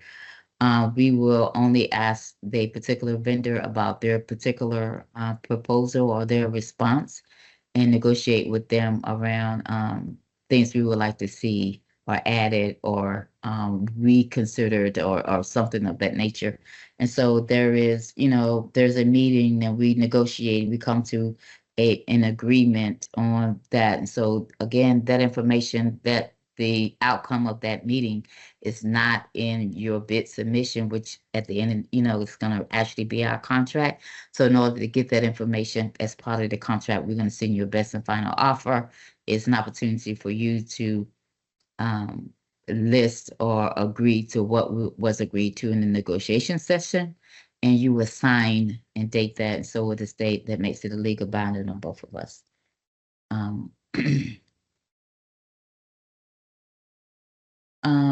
Price matching, Executive Order 50. So this is an opportunity for North Carolina vendors, which means that you must be headquartered in North Carolina. Is used only for goods. It's not used for services. You must indicate at the time of submitting your bid whether you want to participate in price matching opportunities should it occur. You complete the document that's in the solicitation, the attachment that's with the solicitation at the time of your bid submission. In order to be within the range where we can offer price matching, that your price must be within 5% or $10,000 of the non-resident vendor. If it meets either of those criteria and you stated upfront that you want the opportunity to price match, then we will give you the opportunity to meet the non-North Carolina resident vendor's price and be awarded. Are there any questions? There are no questions. Just got a question to pop up, and we have a hand raised. We'll address the question in the chat first. What are some of the questions the buyer will ask the references? Where in the IFB document or reference page will we find the keywords, i.e. may In the contact section or shall contact?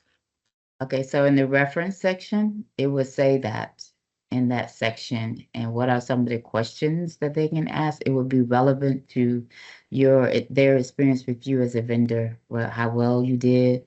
Did they have any problems with you? Were you timely? Just it would be relevant to the service that you provided. And again, it's a reference. So All right. And then Sinitra, if you want to ask your unmute. My question is in relative to that executive order, because my business was originally headquarters.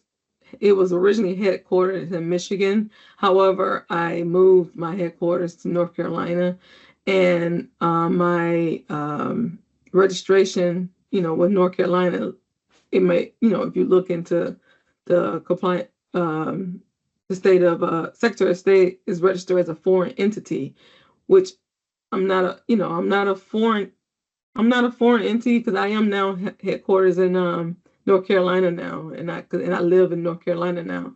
So how can because I don't know if how can I make that clarification? Say for instance, if it came up to a point where some agency wants to award me a contract and they want to be in compliance, but they think that I'm headquarters in Michigan, but I'm actually really headquartered in North Carolina.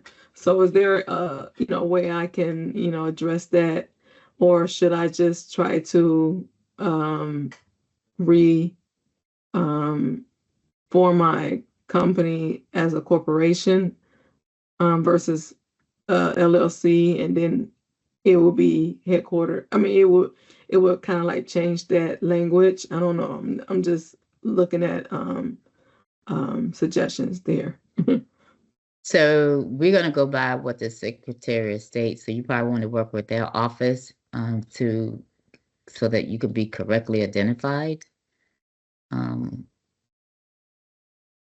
But we're going to go by the Secretary of State listing. Okay. So being registered as a foreign entity, that will probably make y'all think that I'm not headquarters in North Carolina. Is that what you're saying? You are not a North Carolina resident if you're not headquartered in North Carolina. You can't be headquartered in North Carolina and be a foreign as well, is my understanding. But I would suggest you contact the Secretary of State's office and work with them to get that clarified. Okay. All right. Thank you. You're welcome. All right. One more question in the chat, and that is, what if you are brand new to starting your business? What kind of references could be given if you have no prior business experience? That's tough, and that's always a good question. I would I would go out and see, can I, offer that service to some company, even if you may not necessarily make the money that you want to make, but it gives you some opportunities to show what you can do. But if we are requiring reference and someone to have actual experience in the, in the scope and size of what we are doing, then you're going to need to have some experience. So you got to figure out how you can get that. What are the different kind of creative ways you can do to do that? But if we are checking for experience, then you're going to have it.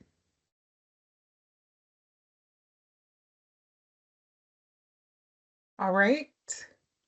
No more questions in the chat or hands raised. I think we can forge forward. Thank you. In this section, we're going to talk about award notifications, purchase orders, and invoicing.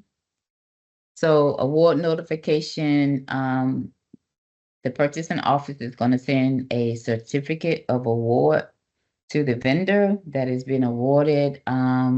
The documentation will also be attached to the purchase order, which will be issued. The award will be posted. We try to do it within 3 days in the EVP, and once the award is received, then purchasing is really out of the process at that point. Then the vendor will work directly with the end user. So our part of the process will have been concluded after the point of award. So then you will work directly with the end user. The awarded vendor will work directly with the end user. So with purchase orders, the information that's typically included on there, obviously a description of the item or service that is being provided, the bid or contract number, which is also could be the purchase order number or the contract number. They could be the same. Just know that any accounting codes that it'll be there, obviously the price and delivery schedule that was agreed upon. And of course, payment terms. Terms and condition will be included on them on the purchase order as well. For invoicing, it includes the items description, obviously, of the service that was completed. What we are asking for, again, the purchase order number and the contract number sometimes are the same number, so don't be alarmed by that. Please make sure that your remit to, who and where the payment is sent to is current. Typically, the state pays in net 30 days pay terms. We do at NCDOT write checks on Tuesdays and Thursdays. We do have the capability for also to do electronic payments. So if that's a preference to you, you're able to submit the appropriate form in order to get that in place. Are there any questions? No new questions in the chat. And if anyone has a question, you can unmute. Otherwise, we're getting very close to the end and we'll take questions at the end. So if you want to move on, Joni, we can do that. Sure. Thank you. In this section, we're going to talk about contract management, just really briefly, inspection and testing, renewals and amendments, vendor protests, right? And public record requests. So the contract kickoff meeting is really where my team, the purchasing team, is really has moved out of the process, and the awarded vendor and the end user for the first time should be, right? Because during the procurement process, you're only speaking with the procurement office. So you are not talking to the end user. So this kickoff meeting is the first opportunity for the awarded vendor and the end user to meet. And at this meeting, you're typically going to talk about, clarify, make sure there's a shared understanding around the goals and objectives that were agreed upon, that was contracted for, the terms and conditions of the contract. We're going to communicate roles and responsibilities, right? And clarify delivery expectations. So it could be, it's usually a very informative meeting. And then for inspection and testing, obviously, we're going to let the vendor know if we could receive damaged goods, or if the order is not complete or inaccurate in some kind of way, or if we haven't received it, right? If it's late, we want to know what's going on. So we will be reaching out with regard to that. Quality acceptance and inspection, delivery and installation. So invoices will not be paid until the agency completes the inspection and goods are accepted. So that it's important that process happen. We also want to make sure that if you're doing a delivery or any type of installation, that is not considered to be completed until the disposal of any waste or debris from the area. So you're responsible for leaving the installation area clean and ready for use as you found it. For vendor complaints, that's really documented by the contract administrator. I stated that we will ask you to give us a point of contact from the vendor side. We will give you the name and contact information who will be the contract administrator. And you will be in talks with each other. So if there's, obviously, we hope there won't be, but if there are complaints, then that information is communicated, and hopefully the issue is addressed, and then, we just move forward with the compliance of the contract. If it is not and becomes a formal complaint, then my office is once again steps in, and then we are going to identify cure actions and deadlines. So it becomes a more formal, critical process in which we are going to hold the vendor accountable for the contractual agreements that were made. For renewals, again, most term contracts is for a 3-year period. Most of them would be for 1 year with 2 optional renewals available there to be exercised. If we agree to renew, the state agrees to renew the agreement, we're going to send it to you prior to the expiration of the current years. And obviously, where applicable, we're going to issue a new purchase order. For amendments, again, amendments are used to make any changes to a contract after it's awarded. So if there's any change in the scope, the cost, any term within it, we will issue an amendment in which the vendor will also agree, and the state agrees. So, and only the purchasing office, again, for amendments, my office steps back into the process because only we can change the terms of a contract.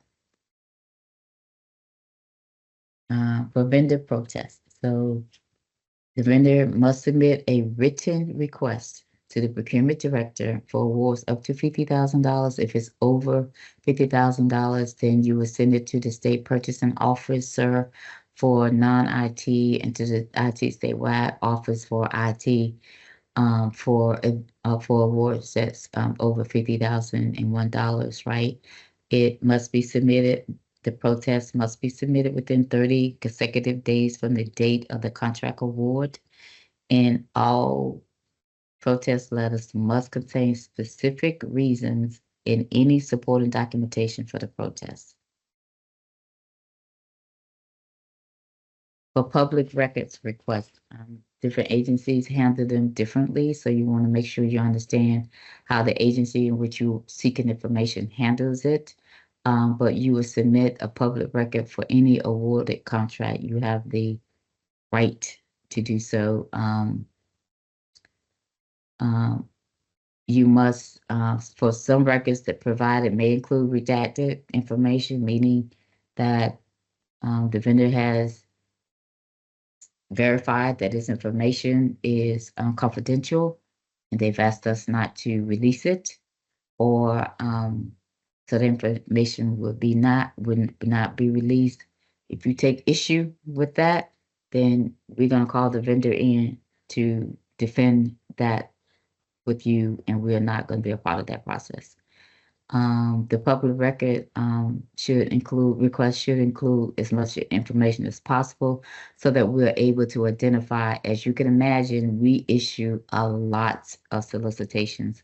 We issue a lot of awards, and as much information as you can provide to help us identify specifically what you are asking for, then that will be helpful and timely, in we have been able to give you a timely response or give you any type of response. So we don't have to come back and ask you for clarifying questions to understand what you're asking us for.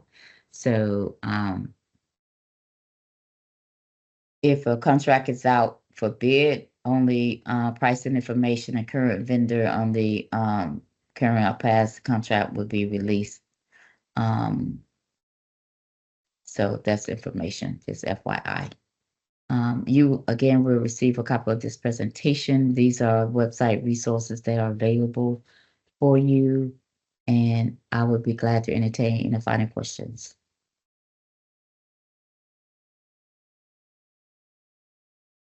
All right. So if there are no questions in the chat, we did just put our survey in the chat, that if you would give us your feedback on this session. We'll also include a link in the email that'll go out with this information. And there are no questions in the chat. So if someone has a question, you can raise your hand and unmute. Elegance, I see your hand if you want to unmute and ask your question. Yes, thank you. Will the resources to find these events be attached to the link that you guys will send? Your question was the resources to find events. I'm sorry. Could you? Well, I'm sorry. Yeah. Basically, I'm just saying the information that you guys will send out to us, will the resources for like events how they have like how she said they have like transportation conferences and things like that, like if they have medical events, like are those things available? No, you would need to, so this is where you do your networking, right? So you need to contact the divisions that is in the area in which you're interested in working and see, because they do it at different times, and they don't always make my office aware of every opportunity, every networking event that they have. So I would encourage you to contact them individually that you want to do work with to see if and when they do networking, open public events in which you can attend and participate in. Thank you. I appreciate that. You're welcome. All right, we have no more hands raised nor questions in the chat. It looks like we are going to be able to give about 10 minutes of your time back. So if no more questions, we are going to end the session.